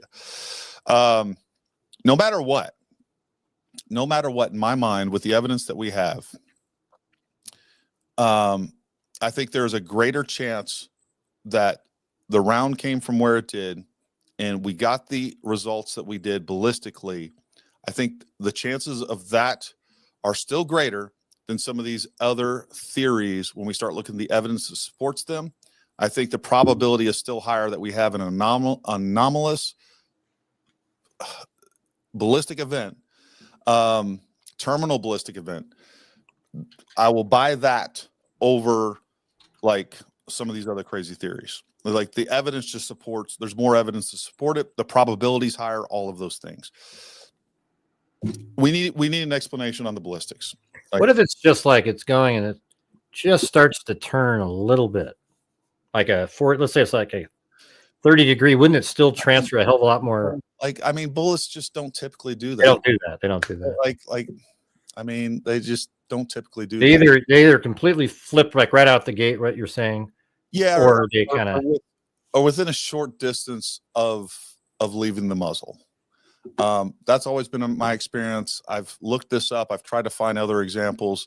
Like there are some very small, like there are people that report, I don't know the validity of like that, where we do see tumbling further down range.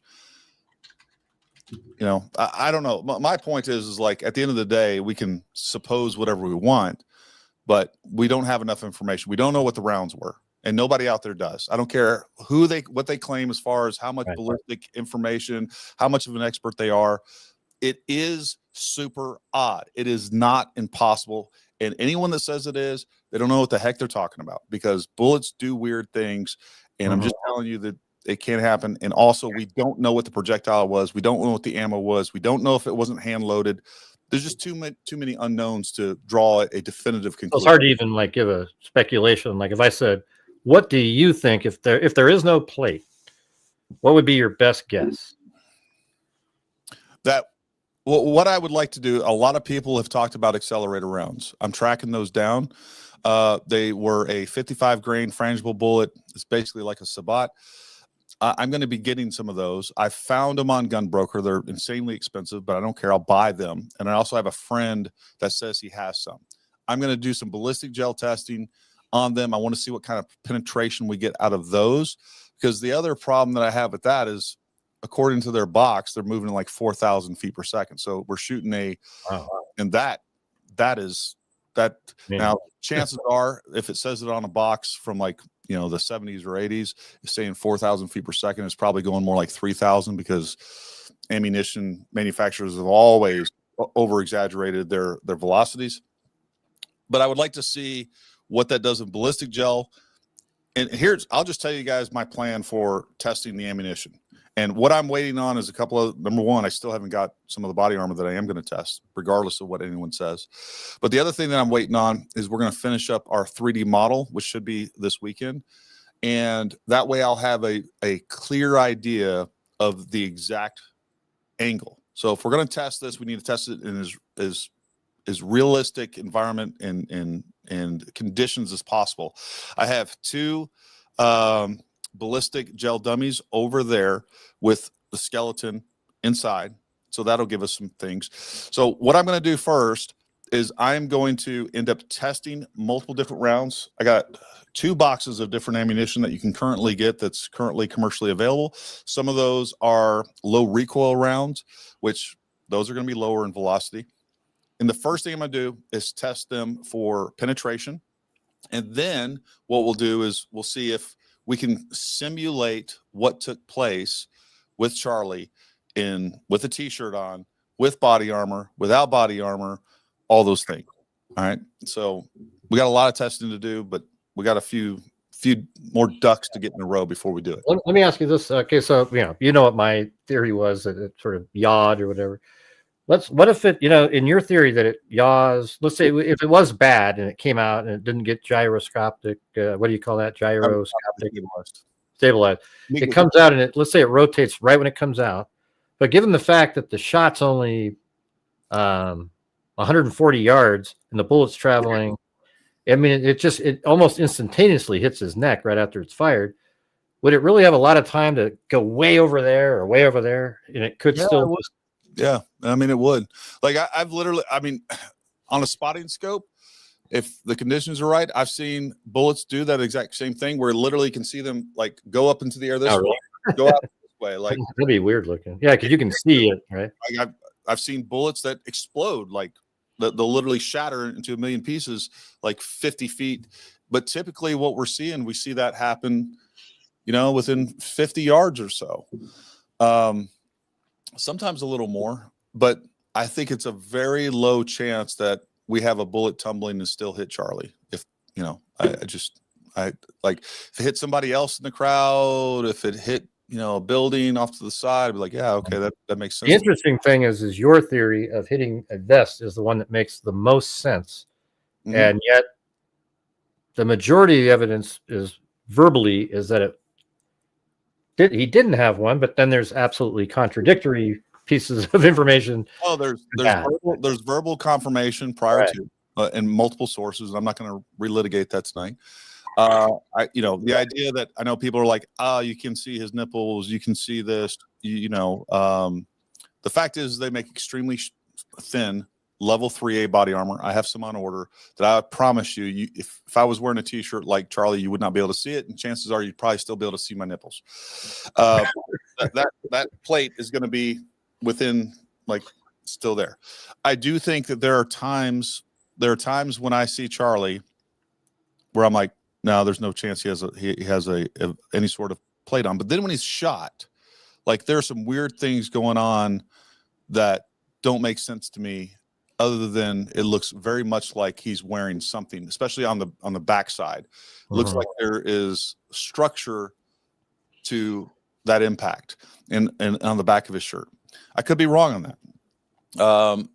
So that's why I'm testing both. I'm going to do what I can to test without ballistic protection.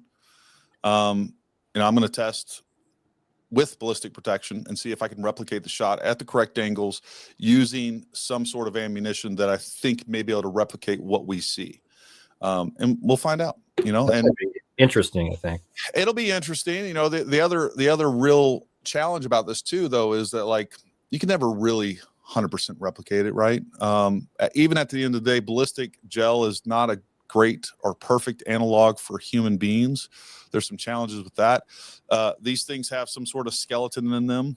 I'm assuming it's probably some sort of plastic. I don't know what the density of that stuff is compared to actual bone. I don't know what the structure of it is compared to, all the cartilage and all the muscle holding all that stuff together. It may end up being completely inconclusive at the end of the day, but we're going to try. Yeah, this one right here is pretty cool. You know what? You would have been great in the Mandalay Bay shooting. I don't know if you were covering anything back then, but that was. I wanted to cover that. A good friend of mine, his wife was killed during that event. So I stayed away from it out of respect for him.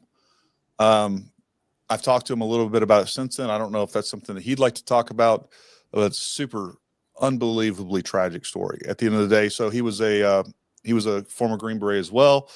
I had moved out this way in like 2010, at the end of 2011, rather. I got out of the military, took a job out here. He finished his retirement. A couple years later, I get this call from this guy out of nowhere. I'm like, hey, what's going on, man? He's like, Gary, are you living in Martinsburg, West Virginia? I'm like, yeah, I'm in the area. He's like, do you know I'm from there? I was like, I'm going to be back there like next week. Well, his wife, their grandkid was the same age as my son. So, like, every day I saw his wife dropping their grandkid off at school, and we did some social things together. And anyways, they went on this trip. They were retired, so they were going on these road trips all the time. And we knew where they were, and then we heard there was a shooting. And the next morning, and I was like, "There's no way." Like I just dismissed it immediately because my wife was like, "Gary, our friends are there," and I don't want to say their name online. I was like, "Yeah, look, I mean, there's no way." Well, I don't know. Within a couple hours, we found out that his wife had been killed.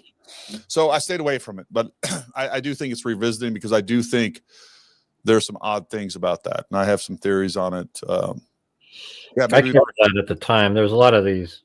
That one is an acoustic nightmare, though.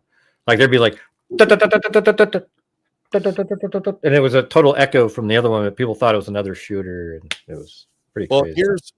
Agreed. And I asked him, I was like, this guy has been to combat multiple times. I asked him, I was like, what'd you think was happening? He's like, dude, I'll be honest with you. I 100% thought it was firecrackers or fireworks. And, when we noticed people started, when I realized what it was, me and my wife started running, and then out of the blue, she was hit. And he was like, I knew she was gone immediately. But, he carried her. He ended up, anyways, I don't want to tell a story. Oh, what a nightmare. Yeah. Screw that. Costas Gianoulias. He's Greek. Love the show. Would you and Gray be willing to do the show on Las Vegas? We need to look at that. I'd be willing to look at that. Hey, awesome. Mason Windu. Gary, do you think the shooter was aiming at center mass? And if so, how badly did he miss? Could the bullet y'all account for missing the spot? We don't know. I don't think what we can see in that, like, we don't know why he missed or where he was aiming. He could have been aiming for like 140-yard shot, even for a novice at a head, is easily done. Easily done. He could have been aiming. So he could have been aiming for the head, hit low. I don't think he was aiming for the neck. He could have been aiming for the chest and hit high, and there's 1,000 reasons. Either one of those are real possibilities. Gifted 5 Gray Hughes Investigates memberships. Sorry to say it was security failure. Didn't they have binoculars? Because if it was such an easy shot. I've talked about this before. I mean, at the end of the day, it was a security failure. That being said, he had a PSD team. Personal security detail. Their job is to basically do crowd control and keep the crowd out there. And then if there's any weapons that are pulled out, nearby. The fact is, no matter how good you are security, the fact, if you're going to do these counter sniper operations or have roof coverage, you need people dedicated to doing that, and preferably have them on the roof to be able to do that. What you can't do, even if they planned on constantly scanning back and forth, you have all these crazy people, and who knows, just like everybody looks at the crowd, everybody out there, you're looking at the crowd and you find all these suspicious behaviors that may or may not be associated, most likely are not associated or correlated to this event. They're doing the same thing. They're looking at this guy that, I don't know, he looks weird, right? He looks suspicious. Now I'm paying attention to him, and suddenly a shot goes off above me. I can't look at two things at once, and the primary threat would have been that crowd. Should they have had more people on station? Absolutely. Should the police have been covering the rooftops like UVU committed to doing so? Absolutely. Should UVU allowed TPUSA to have drones flying? Absolutely. All those things are true. Member for 3 months is Tracy Van Sorry, Tracy. Tracy Van Brot. Van Brot. Look at that. Hey, that's K Miller. Hey, thanks. K Miller. Great coverage. Thank you. So many people, keep saying everyone around him when he's running to the wood area would have noticed the rifle. It's wrapped in a towel. People are not aware of their surroundings at any given time. I agree with this. I could probably walk down the road with a rifle concealed and nobody would notice. Same thing when he was jumping off the building, all this other stuff. People are driving by. People are lost in their own worlds. Like, they have no idea what's going on around them. They have no situational awareness. And nobody's going to ask him why he's limping. No, there's not a soul in the world. Have you ever stopped somebody limping and said, well, I'm a great example of this. So there I was yesterday playing some pickleball. All right. I went to this rec center. That's a good game, man. It's fun. Yeah. And I was getting my ass handed to me by this 80-year-old dude. And I'm not even joking. And so I stepped off real quick, and I'm a young, healthy guy, freaking work out regularly. I try to stay in shape, do all this stuff. And I thought somebody had literally hit me in the back of the calf with a pickleball. And, I was like, ow. And then I took another step and I couldn't walk. I pulled something or tore something in my calf. I went to the gym today limping around like an idiot and feeling stupid. But yeah, nobody stopped me and was like, hey, are you limping? Or are you happy to see me? Nobody does it. Nobody does that. That's Hey, somebody in the chat said, are you punking them by having me on? Because I'm a factual. I'm punking. We kind of think similarly.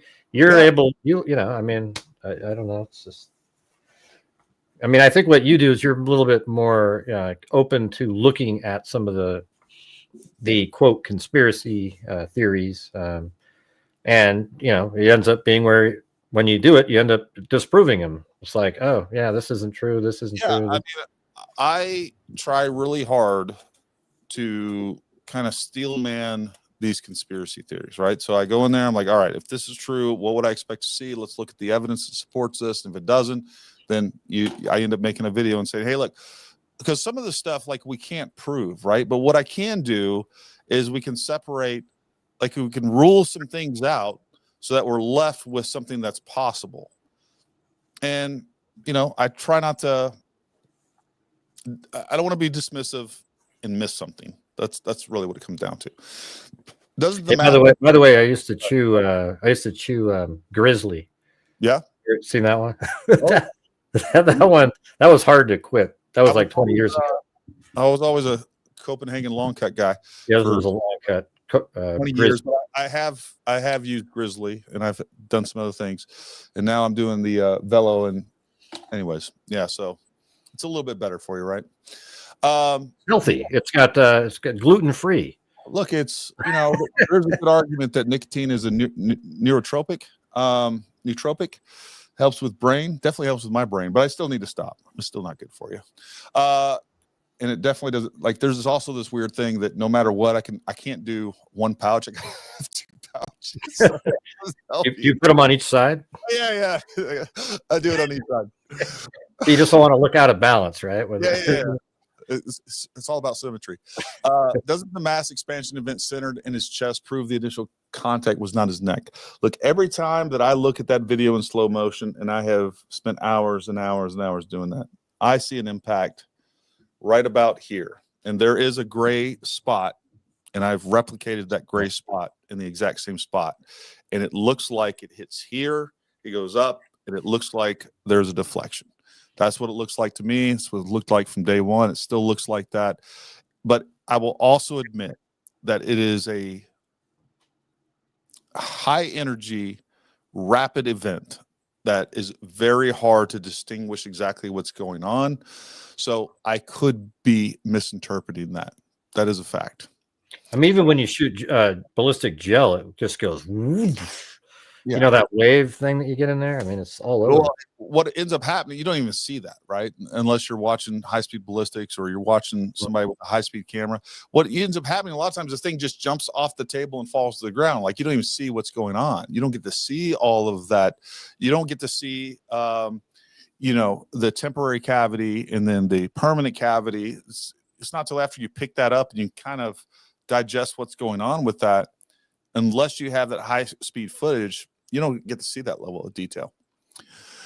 Buck fever hasn't been showcased in this case. It always plays some role, often makes it impossible to acquire a target, especially for a younger shooter. And that is with an animal. Your thoughts, Gary? Sure. But there are guys that literally don't ever have buck fever. There are guys that can work through buck fever. Well, what is that? I don't even know what that is. Buck fever, it's basically like getting nervous when you're getting ready to take a shot. That's what where it's the literal version of it is, some kid or man is taking his first shot in a buck, and he's amped himself up for this. And now he's nervous and he's getting ready to shoot, and he misses because nerves. The less literal and the more common term of that is like you missed a shot because you were nervous. Maybe it was the first shot or whatever else. All those things are true. There are plenty of people out there that have had buck fever that still made the shot. But then there are people that miss shots, right? Because they're nervous or whatever else. Jeff Johnson, cheap bullets can have jacket separation almost immediately, especially during cavitation. It's totally possible to dump almost all energy very fast. Absolutely. Gary, can you dump LHO shit with your experience? Low, I don't know what you mean by LHO, Brown Santa. Low, HO shit with your experience. Can you duplicate low something? I don't know. I'll look that term up. I don't know what you're talking about, to be honest with you. LHO. How is body armor attached? Straps on the side, cummerbund around front. Curious as a photo after a shot looks like a strap. So what you would see on low pro modern body armor, and this, we're not even getting to like the custom stuff that you can get. You can literally get 3D scanned and for executive protection and things like that. All right. What we're talking about is basically a compression shirt, with and sleeveless, by the way, which is another element. If you look at Charlie's shirt, when he's sitting down, you see the sleeves, and it's a fairly sheer. You see the sleeves, it's not touching his skin, but you can still see skin tone underneath there. Then you get up to the shoulders where it's closer to the skin, where you should be able to see more skin tone. And right there at the seam, right where we'd have a sleeveless shirt, it's actually darker, and it doesn't make sense to me. And then again, we get into some of the other elements of that, and especially after he's shot. I'll just go ahead and pull it up for you guys since we're getting into this and everybody has questions. I will show you some of the more interesting portions of this. And that's part of the problem too, is like people thinking about body armor like it's 2005. Folks, body armor's come a long way. We sell body armor. There's extremely low profile. Like you can get like 0.25 thick level 3, which would, by the way, a level 3 would stop 30-06. Wouldn't stop not level 3A. All right. Not level 3A, but there's extremely low profile level 3 that's like 1/4 inch thick that will stop 30-06. I got a whole file here. Oh, here we go. I will share a couple of different photos with you, and this one is probably the most interesting to me, and a couple of them show this as well.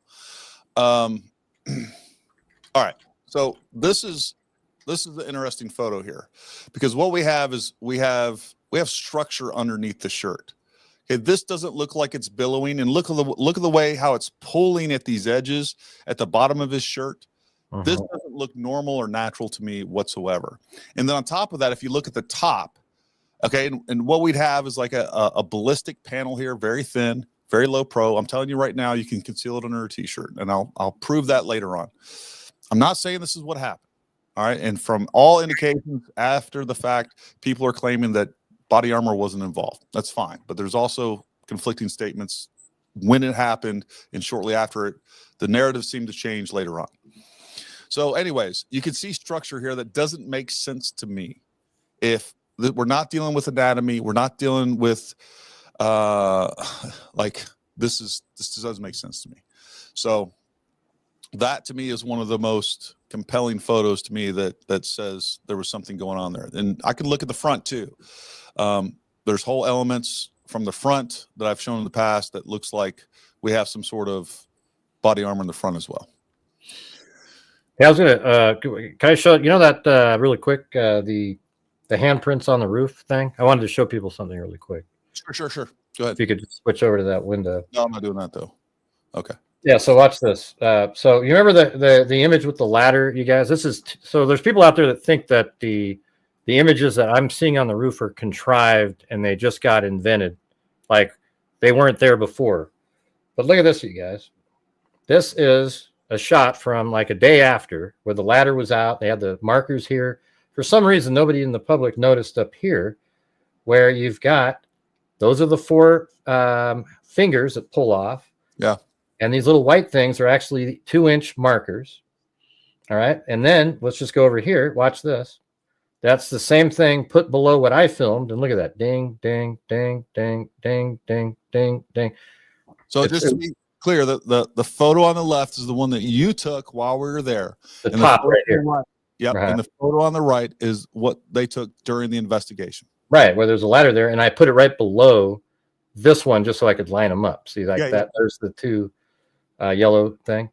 And so what it shows is that it's been there the entire time, right? Yeah. Like it's crazy. I mean, it's wild to think about it, but that's exact. They didn't wipe it off or anything. They just removed their garbage, the stickers they put there. And that's it. Anyone that's, I've heard a couple of people say, even in my comments, well, basically I was commenting on yours, but I saw some comments on X too, like it's rained since then. Okay. If you say it's rained and the implication here is that we would not see these if it's rained, that just tells me you have never washed siding in your life. All right. This is that grime that doesn't just wash off. You have to power wash this stuff or physically wipe this stuff off. It's the grime that gets on the flashing and the siding that just doesn't go away. So, I mean, and what's crazy to me is somebody will look at this and like, that's not real evidence, but they're the same people that are going to say that Charlie Kirk was shot with a camera gun. It's just a little. And then people say, why does this matter? We know he went off the roof. I don't know. It's just interesting, isn't it? I mean, you got to admit, seeing the actual marks made by him leaving, and it's still sitting there. I think it's interesting. I mean, I guess, technically you would think that they were there, but it's neat being somebody in the public that's actually able to see the same things that investigators. Without having that image, we wouldn't even, if even looked at this one again down here, we just wouldn't even been thinking about it. But there it is. And I think I've actually located where the step where they got the Chuck Taylor footprint from. Anyways. Yeah, no. I showed you that before the show, I think. No, I mean, it is. It's mind blowing, to be honest with you. And it's funny that you're the only one that got that. I mean, without a doubt. Of course, everybody stole it from you, so there's that. Yeah, they all found it now. Yeah. Tyler argued with Charlie, who said I'm a leftist. Now, a Republican representative of Wisconsin resigned because he had a transgender partner in his life. He is a right winger. Okay. Yeah. When did Tyler argue? What's he saying? I don't even understand. I don't know. Tyler argued with Charlie, who said I'm a leftist. I will just take your argument at its base. Typically, what we see is transgenders are leftists. Absolutely. Matter of fact, there's conservative personalities that are widely known that are, gay, trans, all these things. Yeah, but like Bruce Jenner, Caitlyn Jenner is Republican, who's transgender. That in and of itself is not saying that he's leftist or not. But what we do see is, number one, his parents even said that he had been going in that direction, amongst other things. Regardless, even if he was, let's say he's a conservative guy that's dating a trans furry dude, doesn't mean that he isn't mad at Charlie because of the rhetoric that Charlie was stating, which I believe is very factual regarding trans, and that is males are males, girls are girls, and no amount of makeup, no amount of hormones changes that, or surgery. Ass handed to you by an 80-year-old in pickleball. It's a true story, and I hate to admit it, but it's true. Dude, it's old George. His name's George. He's good as hell. It's ridiculous. Okay, can you explain the boom and crack of the shot for the people in the chat who think 2 shots? Thank you. Yeah, so there is a boom, and then you're going to hear a crack depending on how close you are next to that. I don't think that necessarily explains, or it's not the full explanation of why people heard multiple shots or everything else. The reason that I think people heard more than one shot, and by the way, that is not like everybody that I talked to there. I ended up talking to 4 different people, all that were there. Every single one of them said they only heard 1 shot. I don't doubt there are people that were there that say they heard multiple shots. Number one, they weren't expecting it. They didn't know what's going on. You have echoes going all over the place. And the other thing is, even the boom, the gun going off, that noise, the report of the firearm, is going to be retransmitted through the PA system. So that in of itself is definitely going to happen, and that would be confusing. So when that sound got to Charlie's mic, that went back through the mic.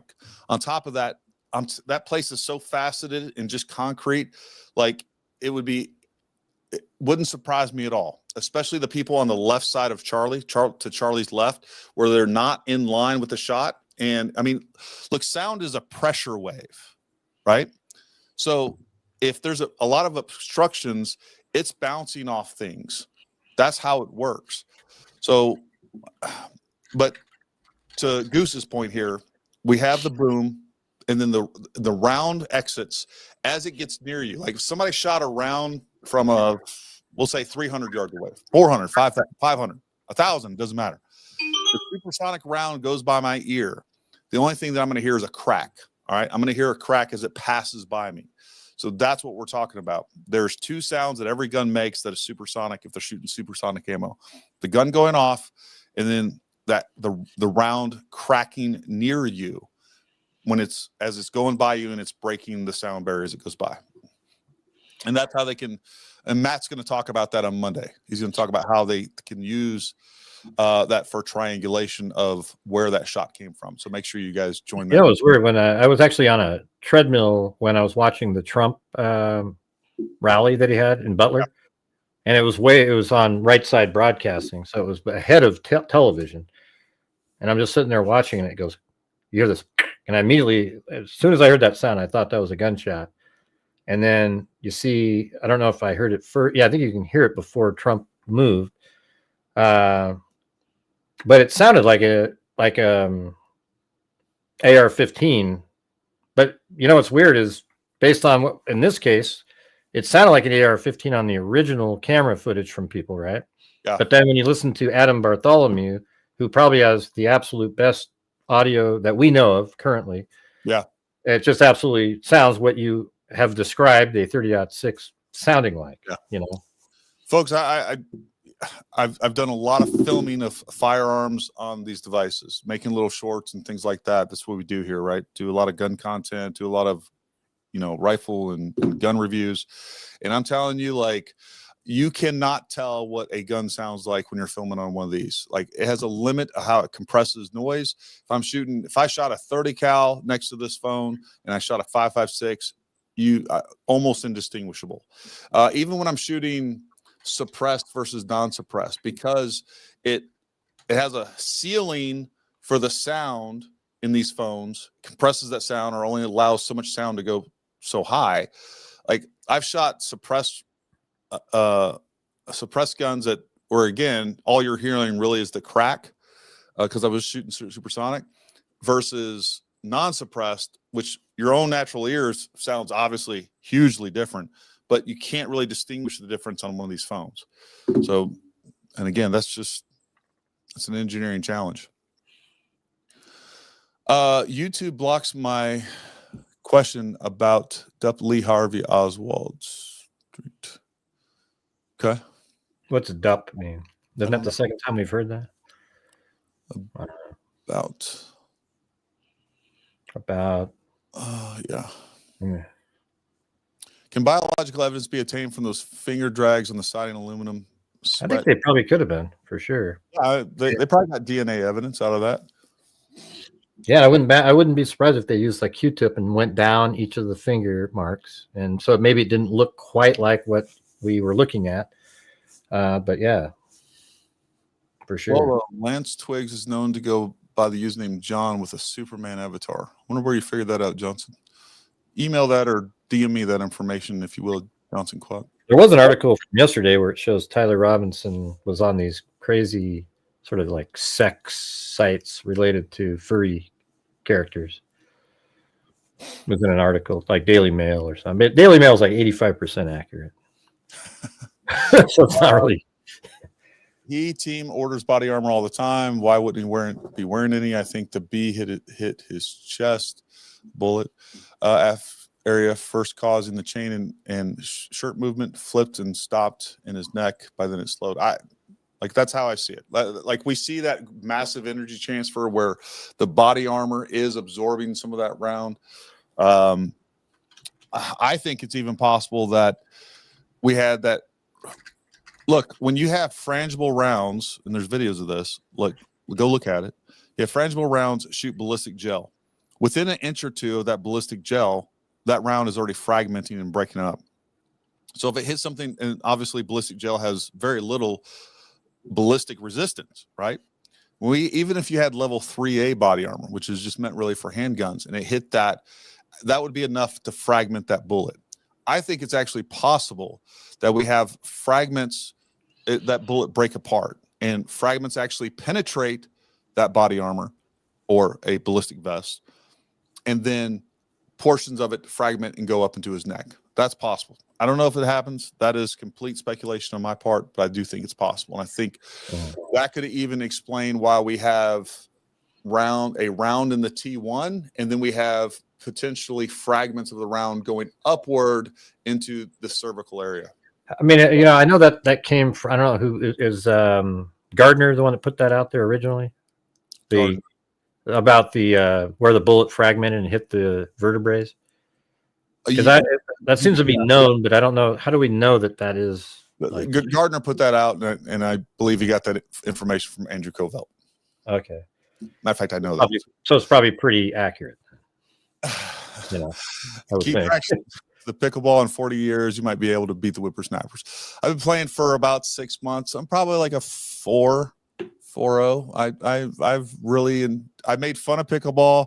I was coaxed into playing it. In the moment I played it, next thing I know, I'm buying paddles and playing pretty regularly. If you haven't done it, go play it. It's a lot of fun. You know, I felt the same with my Chihuahua. I didn't want to ever have a Chihuahua. That's completely and then you know what? No, it's exactly the same. I was sitting there, it jumped up and it snuggled up with me. It's exactly the same, man. Completely different. Of course it is. I guess. Yeah. Super sticker by Susan. Thank you. Gary, can you duplicate JFK shot from LHO? I don't know that I would. It's been done, right? I mean, I think that the JFK shot was 100% a conspiracy. I think there was multiple shooters. I don't know what that does at this point. Let's focus on the Charlie Kirk case before I start going off on these tangents. Look up Charles McClintock Wilson, a photographer that was there the day, high quality ITU photos. Yes. No, as a matter of fact, I've actually I tried to contact Charles McClintock through his website. He didn't have messaging on his X account. Some of the pictures that I've used, especially the ones with the bodyguards' blood on their hands, I know originated from Charles McClintock. What I wanted to do was get him on here and provide the originals and come on here and talk. Chances are he's probably subpoenaed. Does he have like really good footage of the shooting itself, or? He has footage. The only footage that I know came from him is after they carried Charlie out, and afterward, where you see the pictures I posted that show the security personnel with blood on his hands and a couple other ones. He was videoing that with a very high quality camera, or at least the image that we got from him was very high quality. So, and there's some stills from that. Wow. All right, we'll hit a few of the. Given the fact that there's so many people with cameras there, I would actually bet you there's other people that have filmed the guy on Tyler Robinson on the roof running. Or, there's that one, but there's got to be other people that were just, and law enforcement already got it, and they don't want to be part of the circus. So yeah, 100%. And I think there's lots of footage out there that people are holding on to, and they don't want to be part of that circus either. Like, I think that's very true. Ben, you can contact me at DLPodcast at ParamountTactical.com, or you can reach out to me on X at just DM me that way.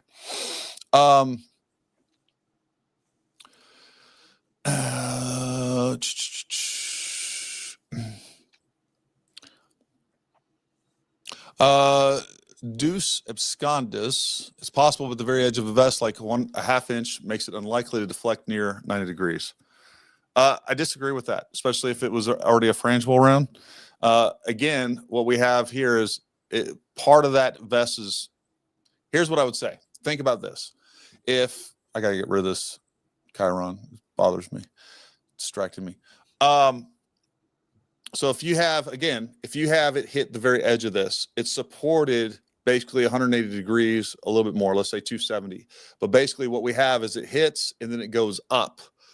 I would think that we could, I don't know if it's a full 90 degrees, but it's also reinforced by his collarbone, because that's where I see that hit. So that's my thoughts on that. Again, it's possible. Who, that's him from the photos. Okay. Stephanie Cooper. I don't understand why they don't do an ear print on TR to prove that's him from the photos, because ear prints are as distinguishable and unique as fingerprints. Stephanie, you're working under the idea that the FBI needs to prove to you and us that they have the right person in custody. They have fingerprints. They have DNA. They are not going to prove to us, because their job is to preserve evidence and not prejudice the public and a jury, so that they can present that evidence. And that's the problem that I think a lot of people can't quite grasp here, is they're not going to prove to us that they have the right guy. They're going to prove to the jury that they have the right guy.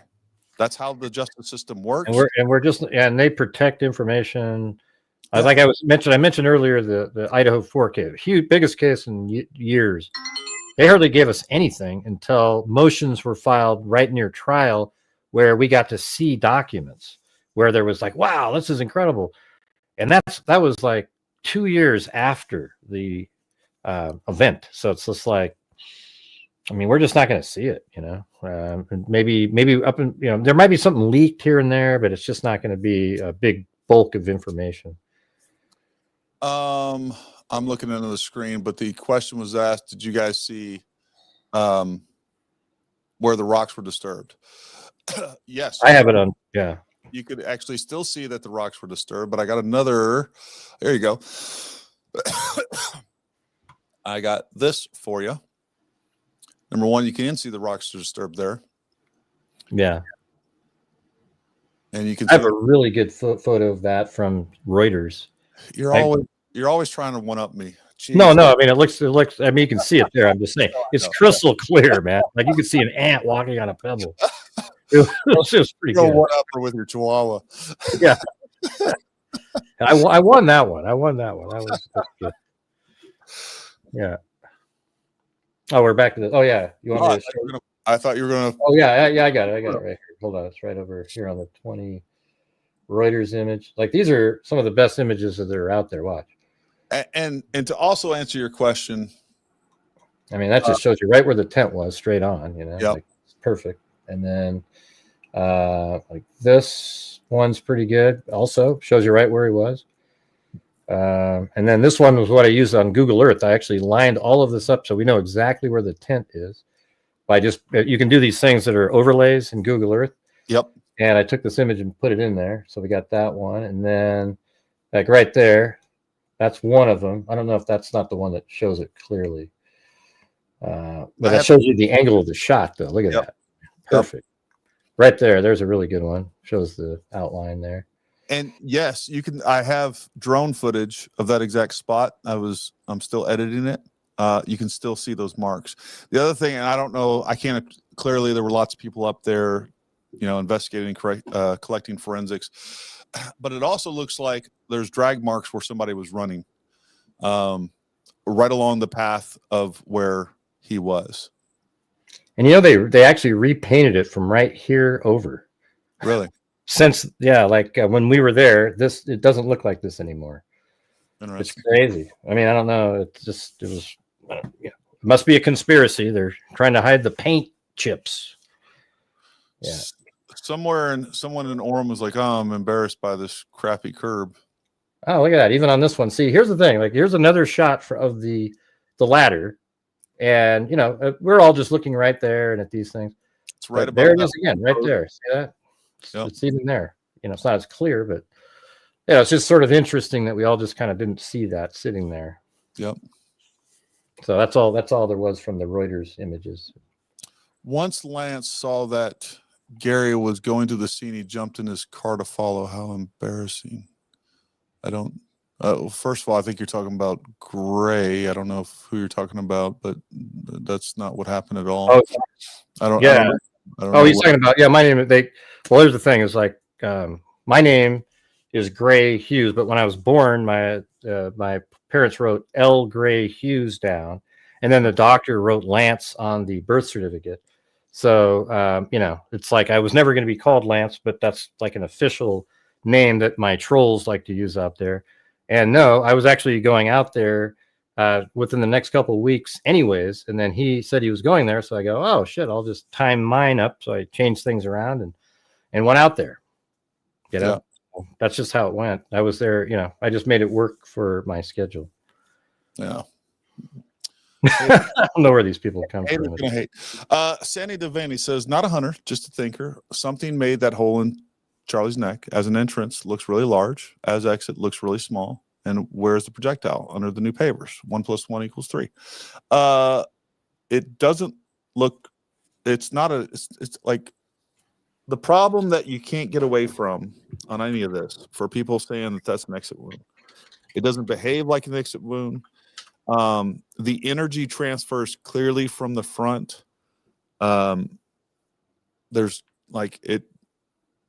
The physics don't lie. It is and I know other people interpret it differently, and that's fine. But I mean, if I showed without everybody being prejudiced by all these other crazy theories, and then you sitting through, because here's what happens, and a lot of content creators do this, and I'm not saying this is even done nefarious or with intentional intent to deceive, although some of these do.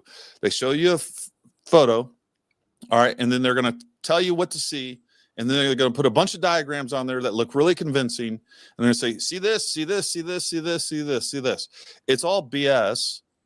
And because 99 out of 100 people, I think, if we looked at that video of slow motion from multiple angles of Charlie getting hit, 99 out of 100 would say he was clearly hit from the front without any of the other noise of people convincing you otherwise and making you see things that aren't there and all that other stuff. I mean, that's how I feel about it. Well, let me show you something on my screen really quick. This is what people used to always do. Like when in these conspiracy videos, they go like this.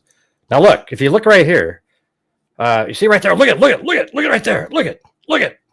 And then you're not really showing anybody anything because you're just wiggling it around a lot. And then people start going, yeah, I see it. Like the face in the clouds. It's been, you just wouldn't believe it, what I've seen over the years. That's all I had. It was just more of a joke. You can go back to your, it was just crazy. Look, I mean, the power of suggestion works, right?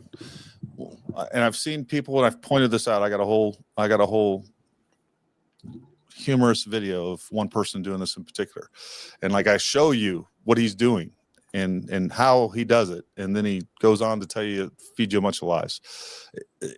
Power of suggestion really does work.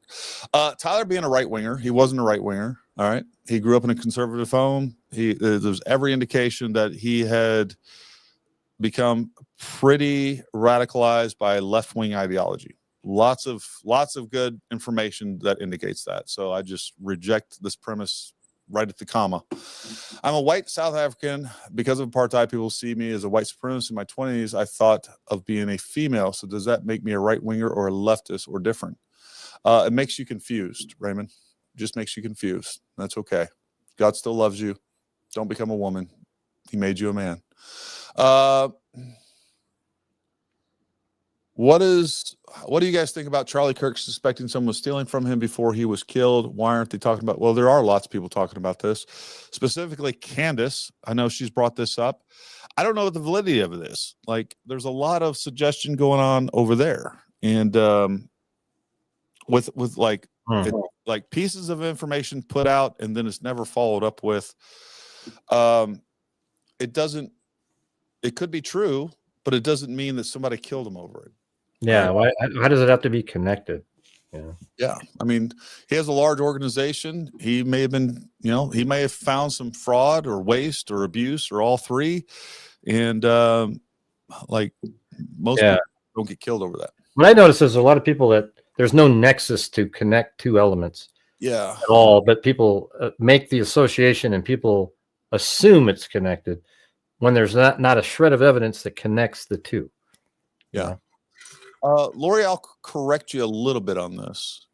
Because I was with Stephen Gardner. I've watched some of his content talking about this, and I think he would agree with me in making sure that this is phrased correctly. Stephen Gardner found the camera and knows the FBI has TR taking the shot on the video. So it's the same argument. Yes. Well, that's what Gray and I were saying earlier. From that, without a doubt, from that surveillance camera, he was caught laying in the prone. I don't know if you're going to be able to see a muzzle blast out of it. No way. I doubt you'll be able to see any sort of recoil, but you'll be able to see him lay in the prone at the given time and then get up and run at the given time. I think that's we've been showing where the camera was since like literally the second day of the case. But like I said at the beginning of the show, if you missed it, I flew a drone. Want me to just show that really quick again? Yeah, sure. For her, yeah. Yep. So here is this is what, if I'm just showing you where it is. So looking down, we're right on that corner where the camera is. It's right on the corner of this and this. So this is what it would look like from law enforcement's point of view. They'll be able to see him come up the stairs, go all the way over to the corner over there, even by zooming in, they can go like that. And they'll see a black figure moving over, take the shot, but they won't see the shot itself. They'll just be able to have the timing of the shot. So they'll know it was at like 12:23:25, and you'll see him stand up right at the right time. And he's going to run over here and come down, and they'll follow him all the way over into the wooded area over here. And they'll know he went into the woods because he doesn't continue through this opening here. All right. So that's just really, I think and they described all of this in the probable cause document. They went through what was seen on video, him coming up the stairs, going over the wall. And then 5 minutes later, he gets up and the limp that he had been showing had disappeared as he ran across, and he laid down, but they said he sort of moved over a little bit. So they were able to see it that well. And then after the shooting, he runs off the roof, and we've seen that video. So There you go. 100%. Wanted to find if I could find this certain thing. The next question that we have here, or Mike Weaver says, soft body armor doesn't spall. True or false? It's false. It's false. And it also depends on what you mean by spalling. Right? When you have, so again, there's plenty of ammunition. I'm actually putting together a video. I've been working on it here and there in a couple different, over a couple of weeks. What you can find is that there is frangible ammunition that will fragment hitting ballistic gel, the equivalent of basically body tissue without any bones in it, and within a couple of inches, completely fragment and break apart. I think we can agree that even soft body armor, but by the way, I've shot an old piece of soft body armor that I have on a ballistic gel dummy, just at center mass. I'm going to share those results with you, which are pretty darn interesting. But that, a couple inches of ballistic gel has less resistance than a soft body armor, even a lower level. And understand, for instance, a level 3A or level 3 or what, like that protection is by NIJ standards is from about 16 feet away. You start moving that distance out, things change dramatically. So no, I disagree with that completely. I don't even know what spalling is. Spalling. So really what it refers to, really what we're talking about is like when a round typically hits like a piece of steel or something like that, like if you're shooting steel targets, you'll have spalling, fragments of the bullet come back and potentially hit you or whatever else. So that's spalling is nothing more than fragments of the bullet. Like a ricochet kind of thing? No, it's not really a ricochet. I mean, it's basically pieces of the bullet that are shattering that are potentially going other places. Like, if you're shooting flat steel with even pistol or rifle, if you're not far enough away, like sometimes you'll have a piece of spalling hit you. Like you could have somebody standing over there and they got hit by shrapnel or something, but it's part of the bullet, right? It kind of shrapnel is basically bullet shrapnel. That's another. Right. It's not the correct technical term, spalling, but yeah, it's the same thing. It's semantics. The Mormon Church and that college was recruiting for the CAI. I don't know what a CAI is. No, I know what you're saying. Okay. I mean, let's say they were. What does that have to do with this? Yeah. I mean, look, I mean, at the end of the day, folks, these grand claims, you got to have some pretty grand evidence to back some of these things up. But you need some evidence whatsoever. Right? Yeah, and the thing is, I've actually done cases where I don't agree with the prosecution at all, and I've seen it, and I absolutely like there's a case out there where it was a hot car death case where this guy, he got malice murder, and I was like, this is bull crap. I mean, yeah, it sucked what happened, and eventually it got overturned by the Supreme Court because what I was seeing was so ludicrous, what the arguments they were making, and it ended up being overturned. And he still got 10 years for some other shit that they tried to pin on him, or what he did do. He did do some stuff, but it's just like I don't. If something points me in another direction, I'm going to go there, and I'll even prove that. But this isn't why I haven't seen anything yet for me that makes me do that in this case. It's just I don't know, man. I wish I could. I wish I was I believed in the conspiracies, like you were saying earlier, Gary. I mean, everybody's watching that stuff. Yeah. No, look. I mean, I believe in conspiracies. There's no doubt about it. I mean, we can look at COVID. We can look at everything else. Yeah, I believe there's stuff like that. Yeah, 100%. Russia collusion are very, very real. But it doesn't mean that everything's a conspiracy, right? And I think again, you gotta kind of take a look at that and, like, again, just kind of be discerning about it and be smart about it. The number one thing that people say is there's no exit wound, therefore it's something else. I would say. I mean, and that one's actually reasonable. It is. That's absolutely reasonable. I agree with that. Apparently, I'm gonna have to share my whole screen for this, but I want to show you guys real quick. He was asking about the bush, right? So I hate having to share this whole screen like this, but anyways, Gray, I can't see right now. Are we looking at the? Yeah, you're on the mezzanine, whatever you call that. Yep. All right, so you guys can see right here. They actually removed the bush. There is like a little plant there, but there was no bush. And folks, like, this is probably a better representation of the image that you're seeing right here of how close this actually is. Like, none of these videos and photos like do this justice how close this distance is. Yeah, I mean, that's a conspiracy in itself. Why did they remove the bush? Does anybody have an answer for that? Well, we got to call the, the thing is that bush is where, like, the president's office of the university is up there. I tried to go to where the bush is out that door, and they said, what are you doing up here? And I go, I don't know. I was just trying to get to that. You can't come up here. That's like a secured area or something. So that makes more of a conspiracy, because now it's somebody at the university who let him into the bush area. Yeah. Well, look, I mean, I think if you want to point to some, I think that I just think that there's some questions that we need asked and answered of the university. Like, why did they deny roof coverage? I'm not saying that there's some grand conspiracy there, but I'm saying that they need to be. I just find that it odd that angle hasn't been pursued more, because that seems a more logical step than some of these other things. You know what I mean? Mm-hmm. Yeah. And the bush never made sense either, because the bullet never came out.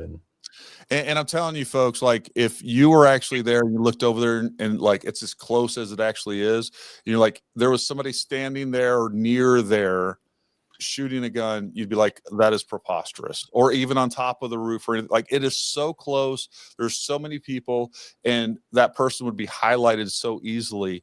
That doesn't make sense. Now, 160 yards away, kind of threading the needle with that other building in the way. Like, yeah, that's I can kind of see how they missed that. Some of the other spots that people are asking about just doesn't make sense. The angle that shot is just so crazy. It's like a little corridor. There's a tree on the right hand side, and then that little point that sticks out on that other building, the cafeteria building, and it's just like this little alley. It's just unbelievable how that all worked out like that. Anel Pearson says, if you think Mormons are behind this, then God help you. I don't think there's any evidence of that. Yeah. All right. We'll throw up a couple comments, and then we'll let it, we'll call this a night, folks. Gary, also Jason Chavis, former congressman, I'm familiar with who he is, was there, and he said sound seemed to come from water area. Yeah, I'm just telling you, like, that water area in that building up there. Well, I'll just pull it up, and this is something that it actually makes some sense, because he was in the flag building. Yeah, and that's right in front of him, right? So the sound might have came from that area, right? Yeah, So just so happens I was looking at this. We're right there already. Let me see which way. You're almost right where he was standing. Yeah, but he was below in the flag All right, so let me just kind of highlight the problems with this area, because there's been other people that have proposed that basically right between those trees right there, all right, somebody was up there. The problem with that whole thing is, again, I'm telling you how close this is crazy. Much closer than it looks in any video. That roof is sloped downward away from there. Whoever would have to, if they were taking a shot from there, they would have to expose their shoulders, their head, and a rifle, and then get over that edge and point that gun downward. So they would be extremely exposed. There's little to no chance if anybody was up there. The problem with anybody doing anything, and again, we have this waterfall going on. That wasn't running that day because it was really loud. And you know, they would have messed up the audio and everything else. Like, there were people, this is a dining area. Back here, it's at 2 levels. There's a bunch of different, it's like, I don't know, like the mall, you know, courtyard type of thing. And anyways, like, there's 2 levels of that, a bunch of different restaurants. And there was people walking around all through here. So that couldn't have happened. There was people all at the bottom of this. That's not realistic. So I don't really know what's left from when it comes to the water area. That's just my opinion on that. And I think, again, if you guys were there, you would see it. And I think most people would find that very implausible, to say the least. We should do one where we show some time where we go through the whole walk through and then into the tunnel onto the roof, where it just, you know, I have it on 360 where, you know, might be kind of interesting to see, because it shows you how the layout of the land and the whole, you know, all the way from the neighborhood through the tunnel up onto the roof. I've got a whole 360 degree. I think you have one of those too, don't you? Or I have the footage from there for sure. I mean, if you want to run through that real quick, I'm fine with that. Let's do it. If people want to see that walkthrough, I can find it. I have the video right here as well. Let's see, I think it's this one right here. I have it from the house where I got the surveillance. I almost said bought. And so you bought it from him. God, it's just, oh man, it's just crazy. But look here's the spot that I was telling you about where he could have parked. Oh yeah, let me show on the window. I think you'll like this. There we go. So look, this is the spot, right? So there's the house right down the street is where the surveillance is. But look at this spot here. Can't you see how, like, if you were just on the other side of this car with the door open, the passenger door, who would see you putting the rifle in your pants? Right. Like, there is absolutely nothing except that house. But again, the door's open on the right and you're behind it. So anyways, I mean, I could move it forward through here. I start walking down. This is the house that has the surveillance on it right here. That was at the end of the street. And right now, this is what Tyler Robinson was walking here. If you don't want me to say Tyler Robinson, you could say the guy in the maroon shirt. That looks exactly like Tyler Robinson. All right, so we're going around the corner. You know, the guy that the parents said looked just like him. So, you know, we walked through this neighborhood, and I'll show you on the map on an overhead really quick, just so you just see the whole thing. It's still moving over there. So we started right here, right at the house, and we're walking like this. And it's going to go all the way around like this onto 800 west, I think, and then 800 south, and then that's where the 2 surveillance shots are. Right? But I'll kind of skip it around so we don't have to like go through the whole entire thing. And walk down. It's only 20 minutes long, but I don't want it to. Yeah. So let's see. We're just go down the street. So now that's the house that was at the end of the street, and now we're right at that. That's the construction house. So Tyler Robinson was actually in the backyard where there was a excavator driver that spoke with him. And right over here is that the dirt area is just right like over this tree down below there. So, you know, looking at that really quick, if you were just up above on that street, we were right. Let's see, that construction, I think it was right here. And so if you just look right over into this area, that's where that dirt areas that he was walking by. Right. So there you go. Go down there. Let's go to the end of this street. I'll just keep moving it forward down. And this is all the way at the end of this street. But it only took 10 minutes to walk from that house to the second surveillance camera shot. So we're getting to the end of the street. We took a left. The SUV. And actually just behind that is the surveillance shot that came out recently, early on, but had that wall there, right? And the camera is right across the street over there. All right, so now we're going to go on to the next block. So here we are. This is the next block, and this is the main street that has all the surveillance on it. So here we go. I'll just move it forward down here. This is the house where Tyler Robinson is running after the murder. Right over here is the dirt area, right through this little gap, right back in there. That's the dirt area where you see him on surveillance moving. And then this is the first surveillance that we ever saw from TMZ from that house. The second area is this one right here, this house, and that other house is just right back there. And so right here, and then in the video, you see him turn right here and then turn around and then go back. But I don't do that.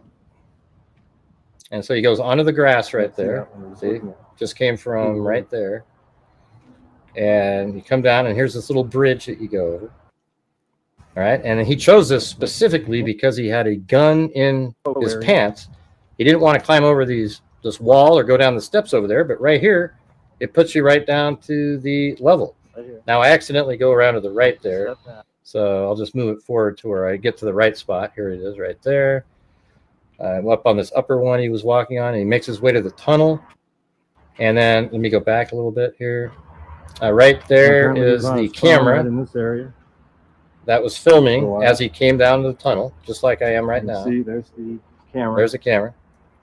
Picked him up. And then my voice is talking to it. All right, so he goes through the tunnel, and then at the end of this tunnel down here, right at the end, there's another camera right there. That's the one that picked him up against that wall, that color that we see. Then he turns right really quick, and then we have 3 shots of him coming up these stairs, and those are the ones his parents identified him from. Those images. And then he comes up into the parking garage, turns left, and goes out to the I think you would call that like a service road or something for the university. So from above, he went right through this tunnel right there, came out right there, and then he's going to walk down this service road and then up to the Losi Center building. So here we go. We'll just skip forward on this one. So you'll see me walking down that service road a little bit, and then a little bit further. And then I think he took this path because it's got the least steps on it. It's hard to go up the steps with the rifle. And he's going around the corner here, goes up here. There are some steps he has to take right here. There's about 8 steps, and that's it. So after going up these steps, it's all just walking, and that's the Losi building right there. And in fact, he jumped off of this portion right over here. So let's just keep moving it around. I'm going to make it just get right to the building here really quick. So here's the portion where he jumped off right here on this corner. And I don't think he followed the path over here. I think he went across the grass. That's my opinion. And then he makes his way over to the Losi Center building, goes into those 2 doors right here. And then you'll see after you go through the door, there's these doors. Just right away after you come in, you go through these doors, and then there's the stairs right there. So just look how easy this whole thing is, right? Yeah. I went over here to the left for the hell of it, but I'm outside. So now we're going up these stairs, and I think I was pretty tired at this point, going kind of slow. But we come up the stairs, and this fence was not there.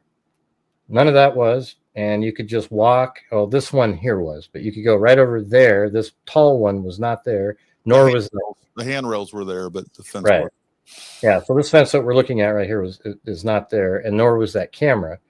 And then just right here is where I think he was laying down right over here. Right. Because that's a really good spot. It's at the very edge, and somebody coming in would have to walk over there to look down to see him instead of kind of right up the stairs. So I think he was like right over here.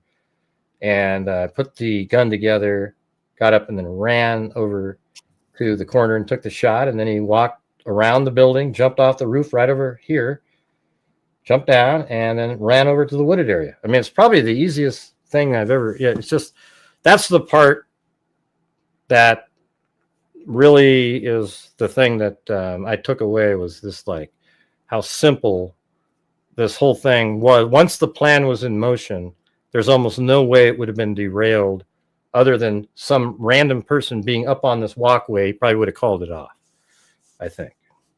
Yeah. You know? No, I agree. I think it's freaking, it's much simpler, much easier than even I imagined it to be. Folks, real quick, what I do want to show you, we were talking about frangible ammo. I found this one video I want to share with you. It's less than a minute long. Yeah, I'd like to see that. That'd be cool. We'll talk about that a little bit. So here we got a frangible ammunition that we have here. There's many like it. And again, this is 308, but anything that we can load, like 308 is basically 30-06. So these projectiles are similar projectiles we can load. You know what? I'm going to turn down this volume so we don't get with. That almost kind of looks like his back right there. Like when it, see? This, pretty crazy. Oh, jeez. But what I want you guys to see is how quickly this ammunition fragmented on ballistic gel, which I think all of us would agree has very little ballistic resistance. Any sort of Kevlar, any sort of ballistic protection is going to have significantly, multiple times, exponentially more ballistic resistance than this gel. So let's fast forward over to here for a minute. Let's test. So this is what we're talking about when we talk about spalling, but maybe I fast forward. Yeah, here we go. Let me find this spot right here. All right. So here we are. Oops, I thought I'd paused it. Let's look at this right here. Folks, look at this. This is 1 inch. Wow. All right. It is already at 1 inch. This round is completely broken apart. Now it's just spreading in depth. We have less than 8 inches. Again, some of the larger ones, but the primary, number one, we have the permanent cavity, right? This is all permanent cavity, not to be confused with the temporary cavitation that we saw at the beginning of that, which was obviously extremely violent. We look at, this is what happens with frangible ammunition. So I think no matter what, the best explanation of what's going on with Charlie is frangible ammunition. So, that makes the most sense. And then on top of that, if we include some sort of ballistic protection, I think it absolutely makes a lot of sense to that too. So, that's what we're kind of dealing with there. And, yeah, I mean, my thing is I'm just assuming they're going to, everything else makes sense to me. This is the only part that's still up in the air. Like what it really is pretty much the only thing that's still up in the air. And maybe if he was working with other people somewhere in either there or online or something, but you've come up with some really good like explanations of how it could be like that. And even your breastplate or the the protection that he was wearing, I think would just be, that makes a hell of a lot of sense. It actually, when you showed that video with that little gray dot and everything, that was one that I went, man, maybe there really is something to that. That was a really amazing video. Well, yeah, I'm not going to pull it up, but I've replicated that gray dot, the exact gray dot on a white t-shirt. And I'm going to put that all into one cohesive video and show all this stuff. Yeah. Real quick, last couple of little super chats. Raymond, all right, buddy. Yeah, label it on there, tag me in it, and I'll check it out. Corn Pops Revenge, do you have a Patreon, Utreon, or subscribe star? Keep up the great work. So I do. I have a Patreon. I don't really do much on that. Look, if you want to go to Paramount Tactical at Patreon and you want to support us in that way, great. I've been meaning to start doing regular things. Like if you go to Patreon, you support us in any way, just know that you're supporting us and don't expect anything from me. That's I do the same thing on Patreon. It's hard to find the time. I do I would like to get to a point to where we can start dedicating, once a week or once every 2 weeks, something like just doing with Patreon subscribers. So if you want to support us over there, as long as you're not expecting anything in return, we appreciate it. It goes like all that stuff goes back into this channel for sure. So I appreciate it. Well, folks, listen, we've been 3 hours deep, and we appreciate you hanging on with us and talking with us. And I don't know, hopefully you found it helpful, informative, entertaining. Some of you probably found it enraging or whatever else. I'm sorry. Looking at the, I wasn't looking at the live chat the entire time, but hopefully you guys kept it civil over there. That's all I expect out of this, right? Like, let's all be adults. Let's talk. If you want to challenge us, me, or anybody else on the channel with stuff, let's talk through it like freaking adults, right? If you're just going to call people names or whatever else, or just be insulting, like, go do something else. And, we don't have to do these lives. I like doing these lives. They're not produced. They're not as smooth as a normal podcast or whatever else, but I like being able to include the audience. So that's why we do them. I want to hear from you. I really do. And I like to hear people's perspectives on this stuff. And, definitely many questions, comments that I've gotten from you, the viewers, have made me think about things in a different way. And that's what this is about. So I thought it was really fun to go through the information. I really appreciate you having me on. Oh. And like I said before in my video, I met him in person. He's cooler in person than he is on the damn show. I can tell you that. I agree with you.